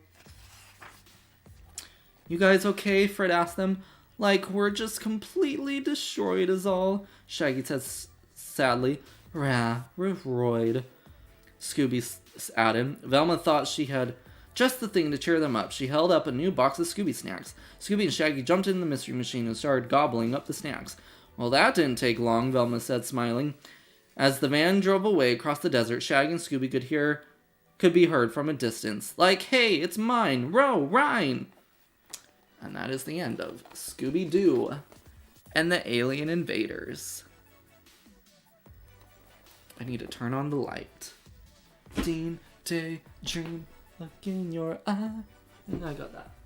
Lip classic thing that you like. And when we go crashing down, we come back every time. Alright, we read Scooby-Doo and the Alien Invaders. That's kind of funny.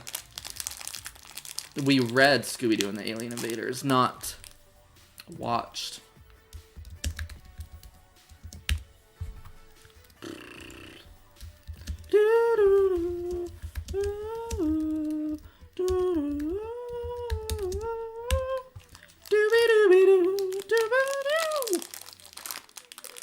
My gummy bears aren't opening. There we go.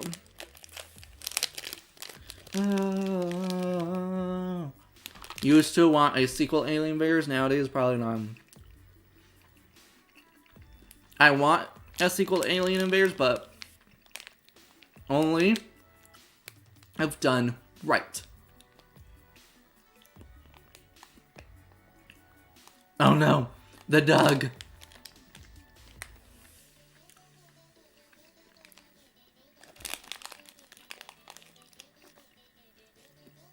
So, actually, yeah. I'm still going to my concerts. My first concert is in like, I don't know how long. It's March 14th. So like a week and a half-ish. But I'm not staying at my friend's as long as I originally was going to. So I'm going to go up, come back, go up, come back. So we will have a stream every Friday this month, except for the 31st. Except for the last day of this month. But yeah, next week we could probably do a watch along of Lemonade Mouth. Ah, a wild Rihanna has appeared. I'm going up to Salt Lake City because I have 2 concerts. I'm gonna be staying with one of my friends. Oh no, are you okay?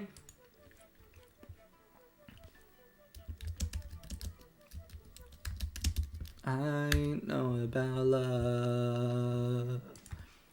What do I know about love? Funny. What concerts am I going to? The person in my ears right now. So the first one on March 14th is Joshua Bassett. And then I have another concert April 1st for Sabrina Carpenter. Both of them, I got VIP tickets, so I get to meet them and take pictures with them and stuff. I'm so excited. I'm so excited. They came up so much faster than I thought, too. I got these tickets, I think, back in, like, November. Hey! How art thou, Happy Crayon?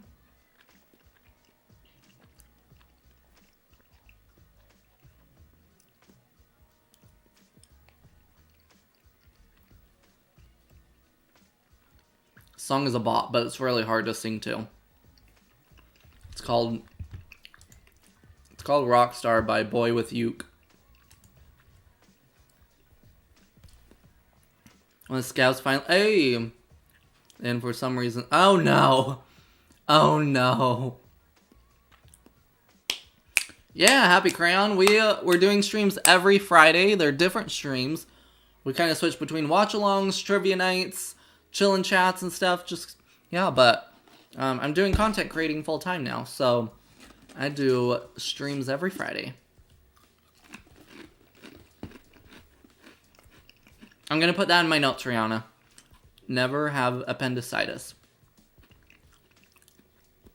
I've seen very few horror movies, but not recently. Ashton, is Kenji confirmed? Mr. VIP. Is Kenji confirmed? Am I missing something? Oh no.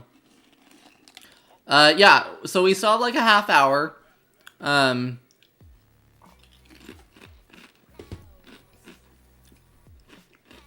Let me pull up my books. So if you guys did not know, I love to write. And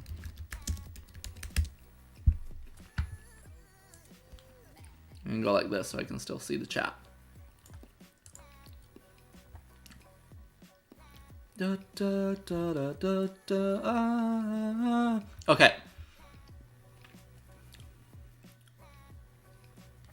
Let's see. So, I have a few books. None of them are, like, finished. You know, I mean, we wouldn't have time to anyways.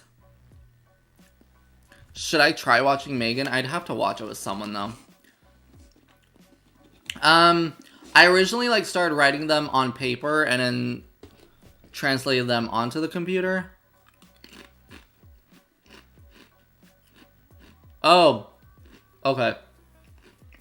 I get it now, Jake.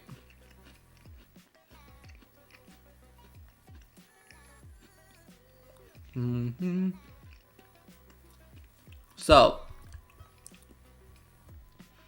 okay. right now I have my life story. I'm writing out my life in a book. So I have my life story.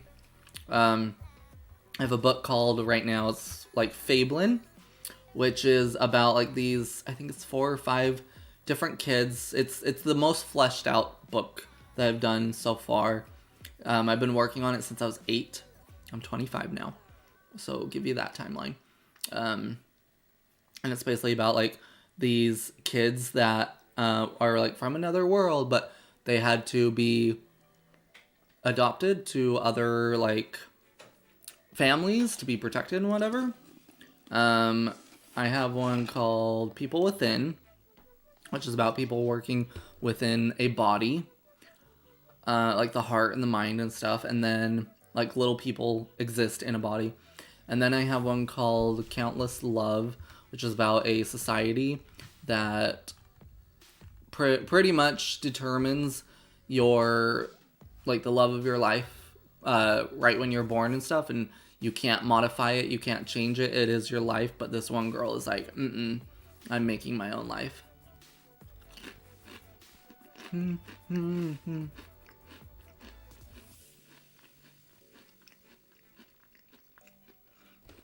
So, if any of those sound interesting,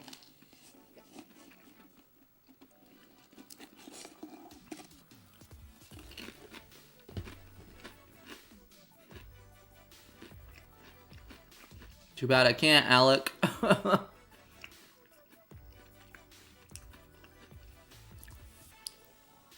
I can't do any sort of gulp because of my heart condition.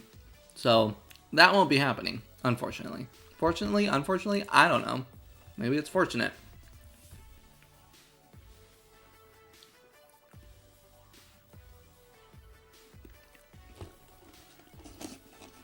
I think the one you guys would enjoy most is the Fablin, just because it's the most fleshed out. The most recent one that I've started working on was my life story, so that one is like still very, very early.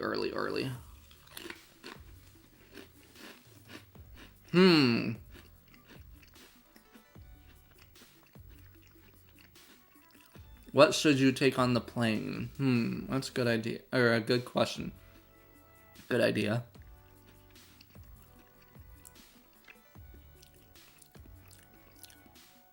I choose say that why really cared. I know you did, you would be there. There's something to how you spell it is Fablen. Don't you dare.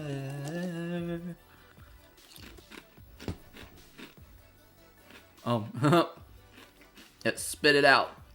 I wonder if it rewound it for me. I haven't flown a whole lot. I'm trying to think what airlines I have flown. I know I've done Delta before. I don't know all the others. I'm going, there's a party at Ed's house. We stole some liquor from my parents who drink too much.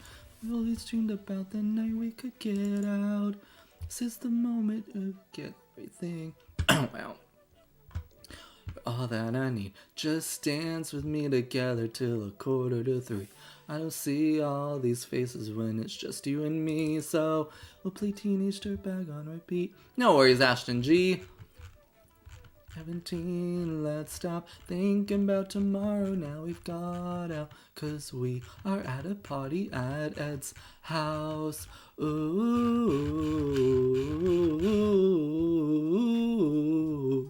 ooh.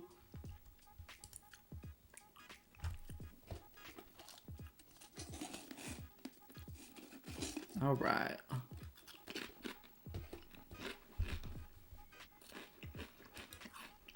I swear, Discord just hates me. Don't worry, nothing happens in our Discord server, because I don't know how to do anything. I need someone else to run my Discord server for me, because I don't know what I'm doing. Discord doesn't like me at all. Now we've got out, when we are at a party at Ed's house. Hello. Hey, Paul. It's Paul. Sorry, that's a Wizards reference.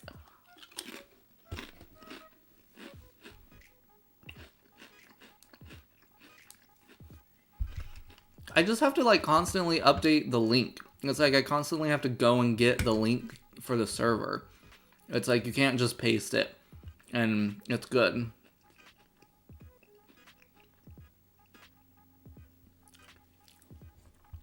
Cause we are at a party at it's... Yeah, I eventually want to do Wizards of Waverly Place reaction commentaries, but that'll be on Patreon. I just haven't gotten there quite yet. Discord kicked me out on here. I wonder if I can get in. To do a 17. Let's stop thinking about tomorrow. Now we've got out. Cause we are at a party at Ed's house. Oh, well, I can't get to that because I can't use my phone right now. Sorry. Ash is blue. I mean, if Mitchell wants to be in charge of it, please. If anybody wants to run the Discord, I would love to.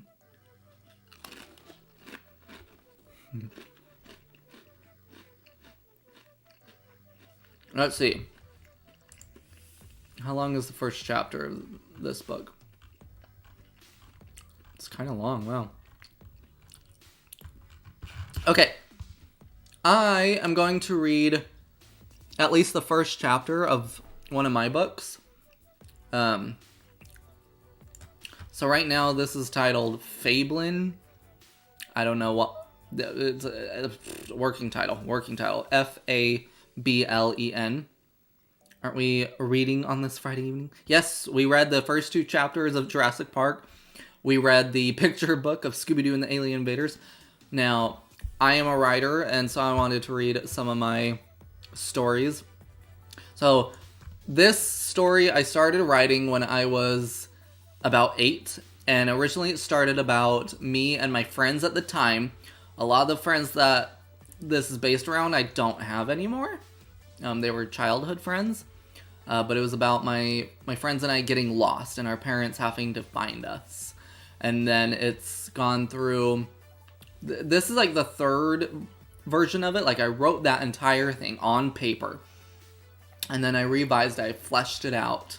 And then I changed... and then this version of it here is where I changed the names of all the characters, so they weren't my actual friends' names. I changed, also kind of, like, the basis of the story of us getting lost is still there, but there's like a whole meaning to it now, you know? It's not just, we got lost. Oh no. So. Sneakers. Working title book series, oh my gosh. Wait, that's amazing. Can I read a book about football? I don't know what books are about football. Is it? No worries, Mitchell. Okay. I'm gonna read the first chapter of my book. One of my books. I haven't written this. Written. I keep saying written? No, I meant read. I have not read this for a hot minute. It says the last time I touched this piece was like 2018. So, okay, chapter 1. Clock ticking, anticipation. The wait dragged on, the seconds lasting for hours. It was all about to end. The moment was near, yet it seemed like it would never come. Skylar, a 15-year-old boy, sat in his class waiting for the teacher's lesson to end. His friend, right next to him, staring at the ceiling above them, while turning on his wheelie chair, like one of these, counted all the dots on each of the tiles. When I started this version, I was in, like, 9th grade, I remember. Where are you at now? Skylar asked Des as he turned his head away from the ceiling. I think 1,000, but I'm not sure. I lost count at 200, Des explained. Skylar put his elbow on the table in front of him, brushing his hands through his dirty blonde-colored hair. Des, with blonde hair also, went back to counting the tiny dots that were scattered like stars in the night sky. Skylar looked up and tried to concentrate on what the teacher was trying to teach them. With kids on their cell phones, others chatting with nearby buddies, and some just lost in their own world, he was surprised she even stood for teaching the class. I swear the second hand on the clock never moves. It's like some nasty little creature glued it into its place so the bell would never ring, Des said, lifting his watch on his arm to check the time. That line right there, that I swear the second hand on the clock never moves, that's a line that has stuck ever since I started writing this. I've never thrown that line out. That's funny that I remember that. My prairie dog laid an egg? What? Well, if you would stop checking the clock every minute. The teacher stopped talking and stared in his direction. Skylar, do you have something important you'd like to share with the class? She asked, glaring at him from the top of her glasses.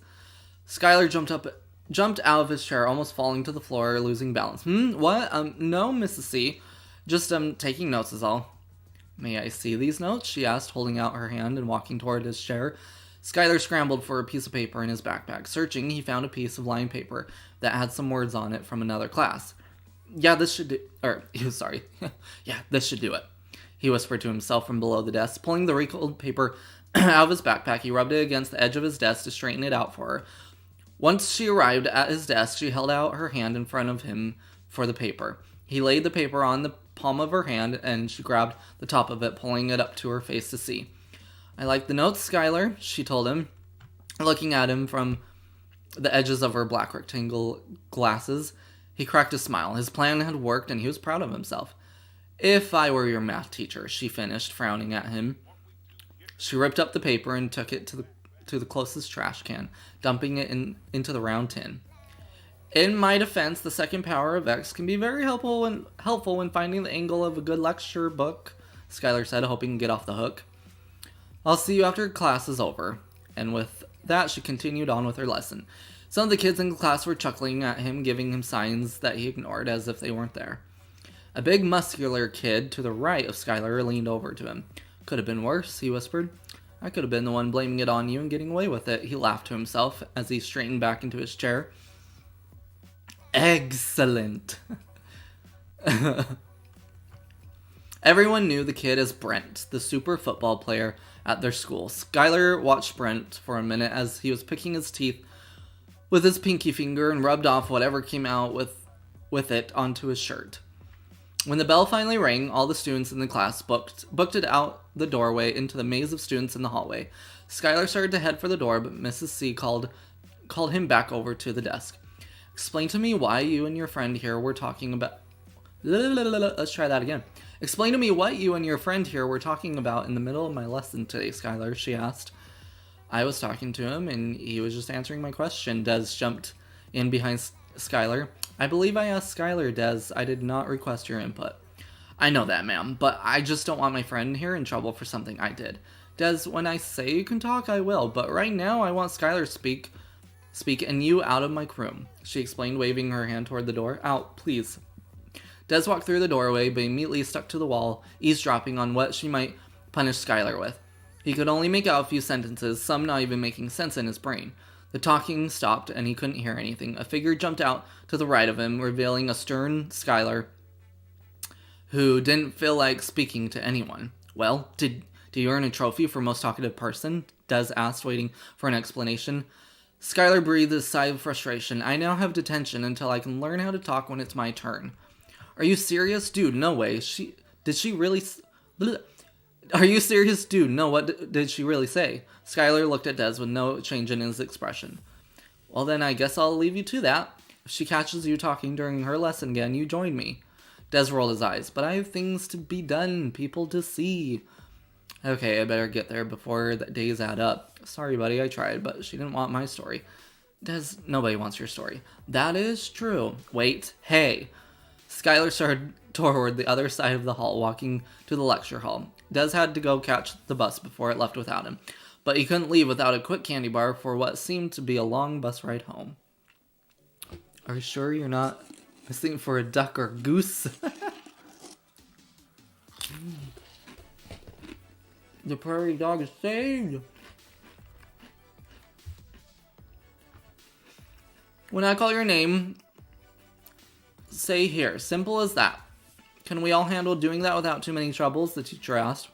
She was an older lady with gray hair and talked as if all the excitement in her life was gone forever. She started calling out names one by one and marking them off her list on her clipboard. Skylar looked around to see if he knew faces in the dead silent room. No one stuck out to him, and he felt more alone even with all the seats filled.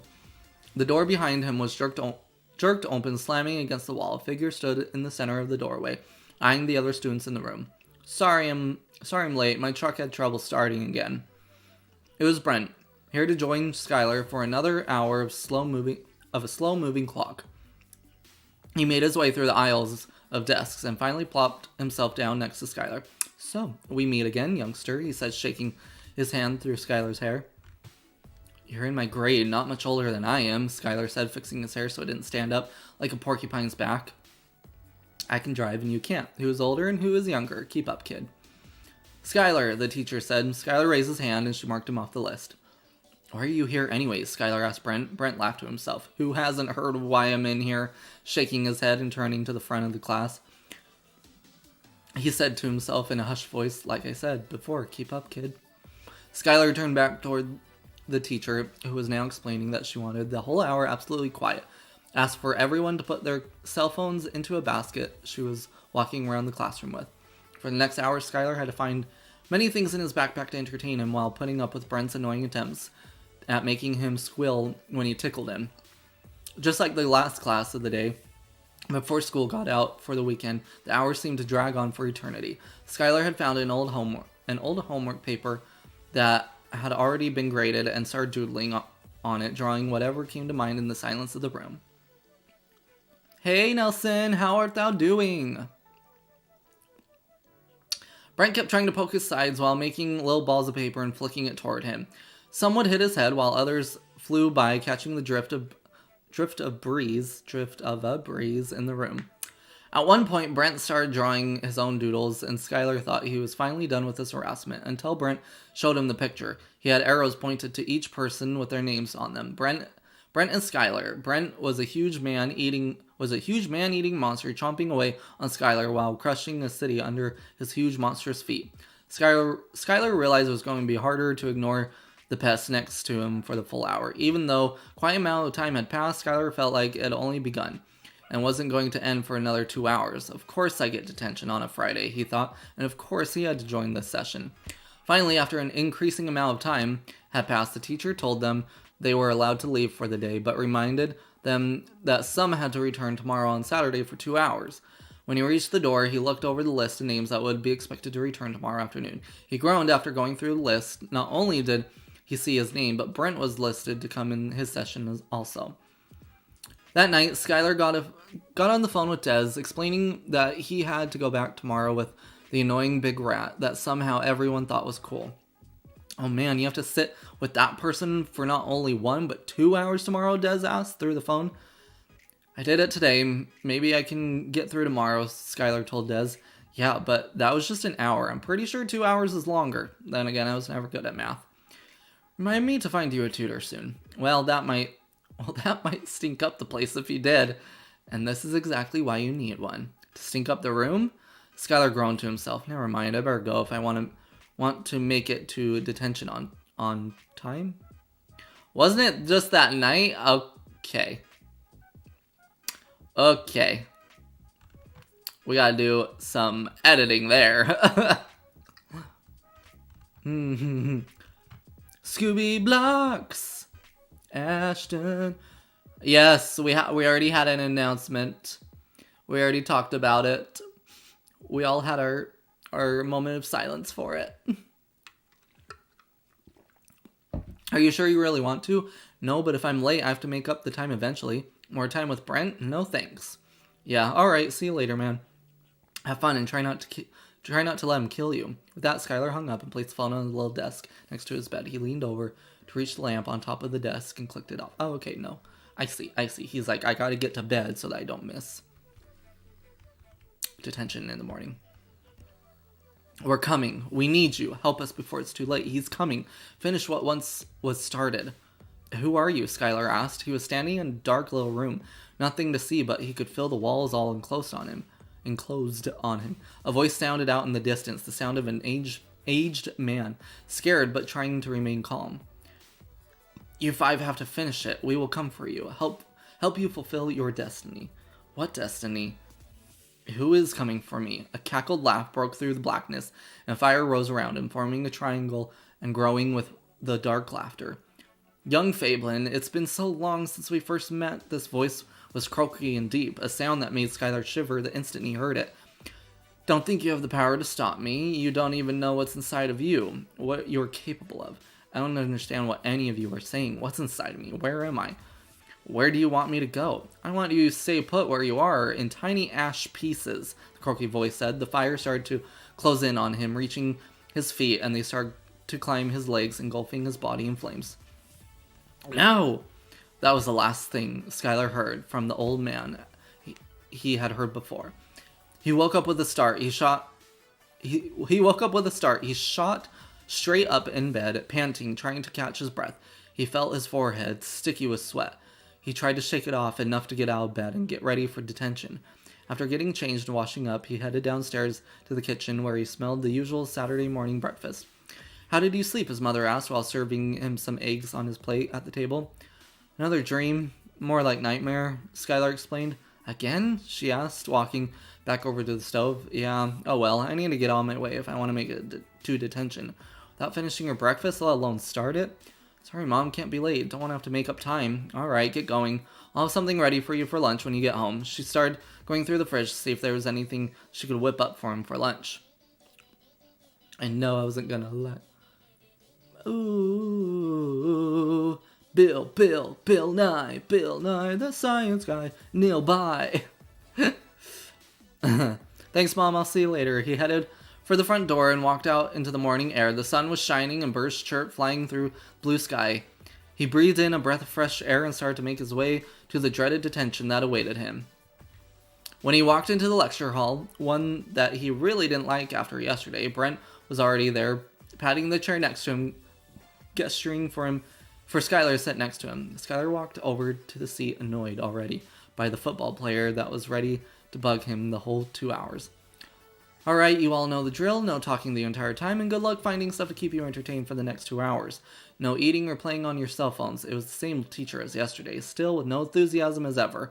That was Brent's cue to start rolling up the little balls of ripped paper he had pulled out of his backpack. Skylar brought a book to read, hopefully to get it done with all the free time he had this afternoon.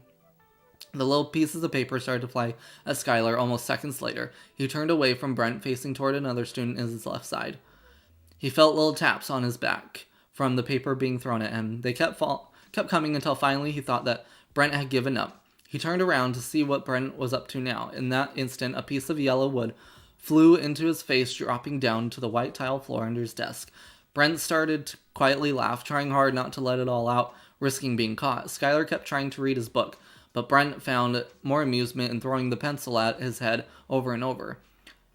Skylar was now getting very annoyed with his game. Stop it, Brent, Skylar whispered toward Brent as the pencil flew on the floor again. Brent didn't respond, but just picked up the writing utensil again and started to aim. Seriously, Brent, stop. It's not funny anymore. Brent put the pencil down on his table. Skylar felt relieved to have peace finally. He went back to his book, reading where he left off. After a few moments of no harassment, he felt a jolt of energy flow through him as a finger digged into his ribs, and he jumped up in his desk, hitting his legs on the bottom of the table. Brent leaned back in his chair, holding back his laughter once again. Skylar had it. He was done with Brent's annoying games. Why couldn't they just sit in detention quietly? He tried to hold back the urge to yell at him in the middle of the room, his hands balled up in fists, not laying an eye on Brent. One more jolt of energy shot through him as the familiar jabbing finger poked his ribs again, and he flew up once again. He slammed his fists on the table, starting to stand up. In that same moment, the lights in the room started to flicker on and off. A gust of wind blew over through the entire room. The building began to rumble. Items fell from the various students' desks and from the whiteboard in front. The desks started to move with every little shake, sliding everywhere in the room. Everyone moved away from where they had been sitting in their desks. Everyone remained calm, the teacher said, getting up from where she had been watching them. The whole room shook harder. Cracks started to form across the walls. Pieces of the ceiling fell from above. Everyone find cover immediately, the teacher shouted over the crushing of debris. Skylar ducked down, trying to search for cover. Pieces of stone kept falling around him, blocking his path for shelter. Dust kept flying out from the falling ceiling, making it harder to find somewhere to hide from the chaos. He heard the sound of a giant crack and looked up to see a piece start to slide down through the air toward him with no resistance. He felt a sudden shake, pushing him down to the ground, and started sliding across the floor into the dusty fog, rolling over little rocks and pushing past fallen pieces of the ceiling. As he slid with another force of body on top of him, his head hit the tile, and the rumbling sounds and all the raining rubble became black. Not another sound or vision. Everything swallowed up in the darkness. That is the first chapter. Whew. Whew. Goodbye, Joy. How do I say your name? Studios. Goodbye. I hope you have a great weekend. There is the first chapter. How many chapters have I done? Out of my own pure curiosity.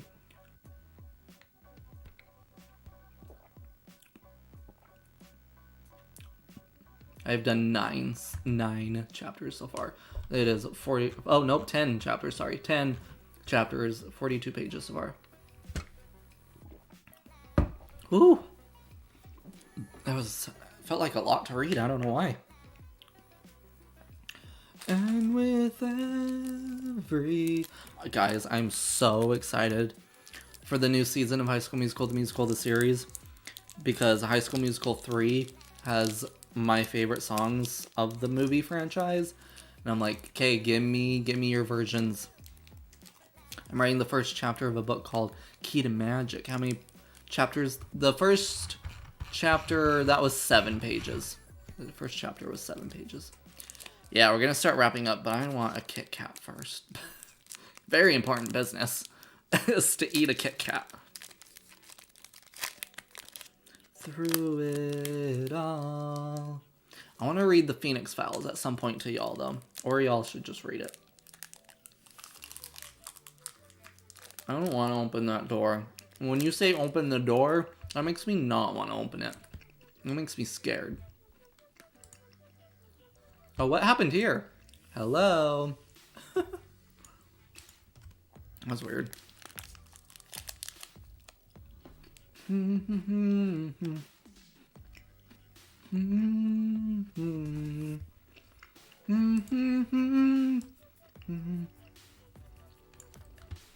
What keeps happening? That's weird. I do like traveling.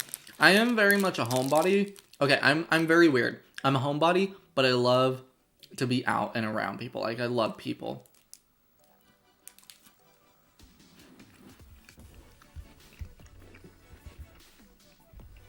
I'm opening the door.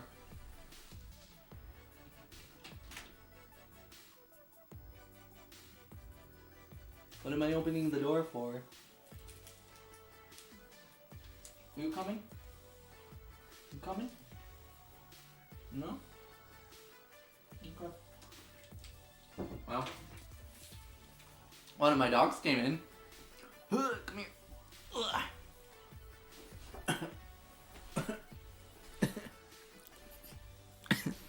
One of my dogs came in. This is Bronx. This one is Bronx. We have 3 doggies. This one's Bronx. He's the oldest. Take a seat. You have that chair over there. You have the futon, which we could pull out and make a bed. Say hello, everybody. My name is Bronx. I got my name because I'm from New York. You're all the way from New York. And now you're here. And my name is Bronx. And I am... Are you 5 or 6, Bronx? I can't remember. I think 6. Or he will be 6, I think. I think he might be 5. But he is almost 6. Do you remember? Are you looking at the camera? You didn't see me coming. I know I'm a jerk. Love to be at home. People are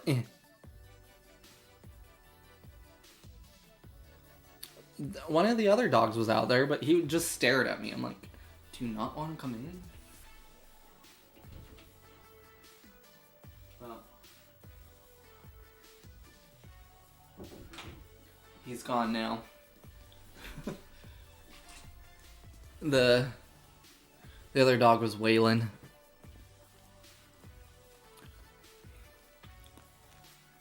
Been a while since I have even heard from you.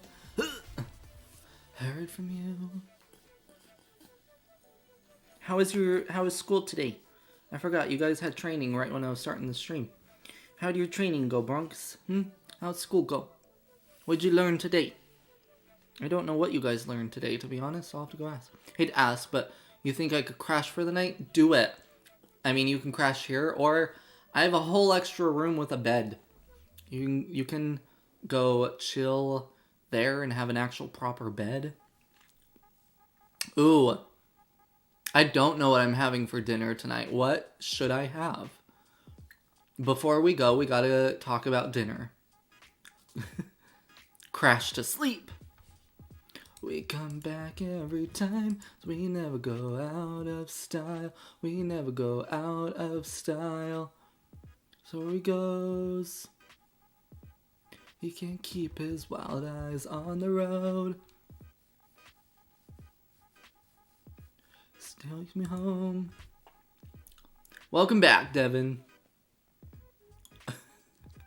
Well, yeah, the futon, or there's 2 couches in the other room that way. Or there's my floor in my bedroom. With some other girl. Whew. But I think I'm going to start wrapping it up, though, because I do need dinner, and I need to go potty. I wish, I'm not going to lie, I wish I lived alone. I mean, I don't hate where I live. I wish I lived alone. No. I actually had to, within the last year, move back with my parents because of some unfortunate and hard circumstances. So I'm actually back home right now, living with my mother and father. Mainly my mother. My father lives in Vegas. He works in Vegas and he lives in Vegas, and then he comes here on the weekends. My parents aren't divorced. My parents are still together, but yeah, he just goes back and forth. Just take me out. Ooh, we'll have to go decide what to eat. I'm not supposed to have dairy right now because my skin doctor person is like, let's try to eliminate dairy for a month to help limit the spread of my acne while I'm on the medication. Wait, where did you live before? So actually, if you go look back at my videos, I didn't have many videos or streams there because it was a very hard time in my life. I'm actually just got out of that hard time in my life just a few months ago, but I was living with my 2 best friends, Angie and Kelson. Angie and Kelson are a married couple. We've been friends for many years. We knew each other throughout school. But the 3 of us were living together in a house. Welcome back, Wildcat. And then just very unfortunate circumstances happened last year that caused me to have to move back home. All these bow ties in my room. In the house that I live, or the house that was yes. We actually the first time we ever worked out, Jake, you and I, it was at the house with my friends. No, I watched Zombies 2 here. Oh, okay, hold on. He wants to go. He hears something.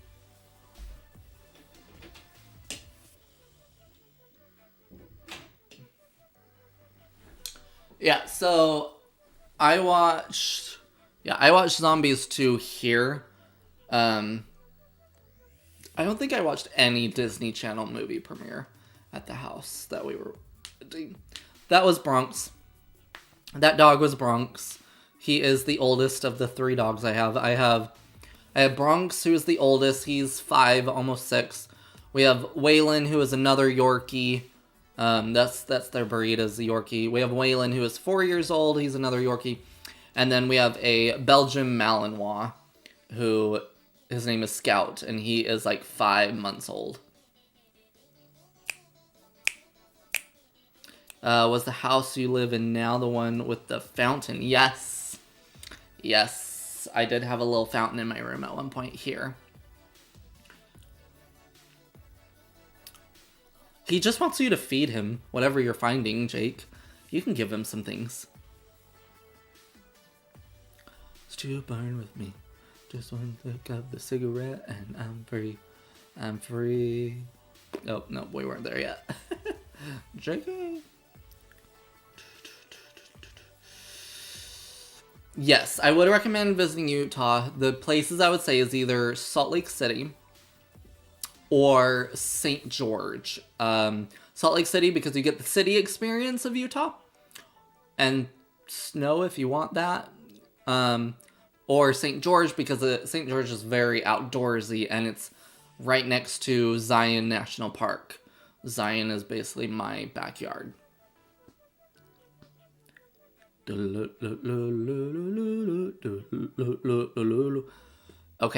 I think I'm going to wrap up the stream though because I need to go potty.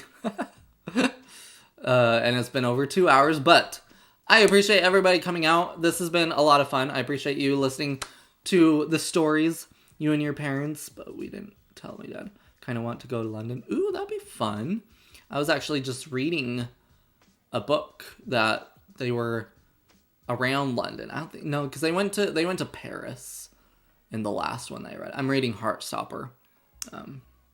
Next month we got to plan on how. Yes, we do for sure. We need to plan how we can work out again, for sure. But I appreciate everybody coming out. I have not been to Europe. I really, really need to, though. I need to go to England.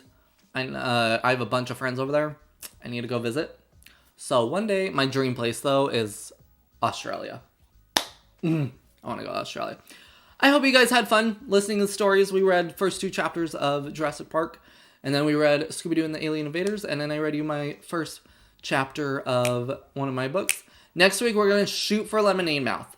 We're going to shoot for it. So I will let y'all know officially, but the reason I haven't put up a stream schedule for this month is because I'm going to be kind of here and there and there and here all month. And so I'm like, I kind of don't know where I'm going to be at the times right now.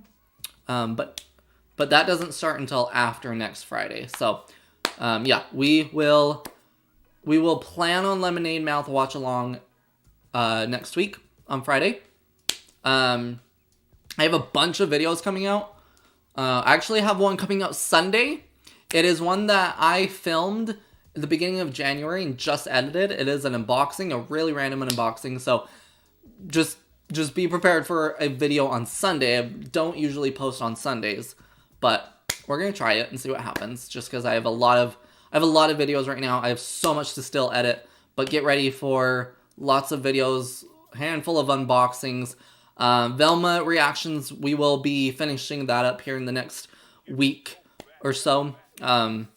We have 2 more episodes of Velma to finish up, so we will be finishing that up very soon. So, yeah. Anyways, guys, I appreciate y'all coming out, hanging out. I hope you had fun, and have a great night, day, afternoon, weekend, all the above.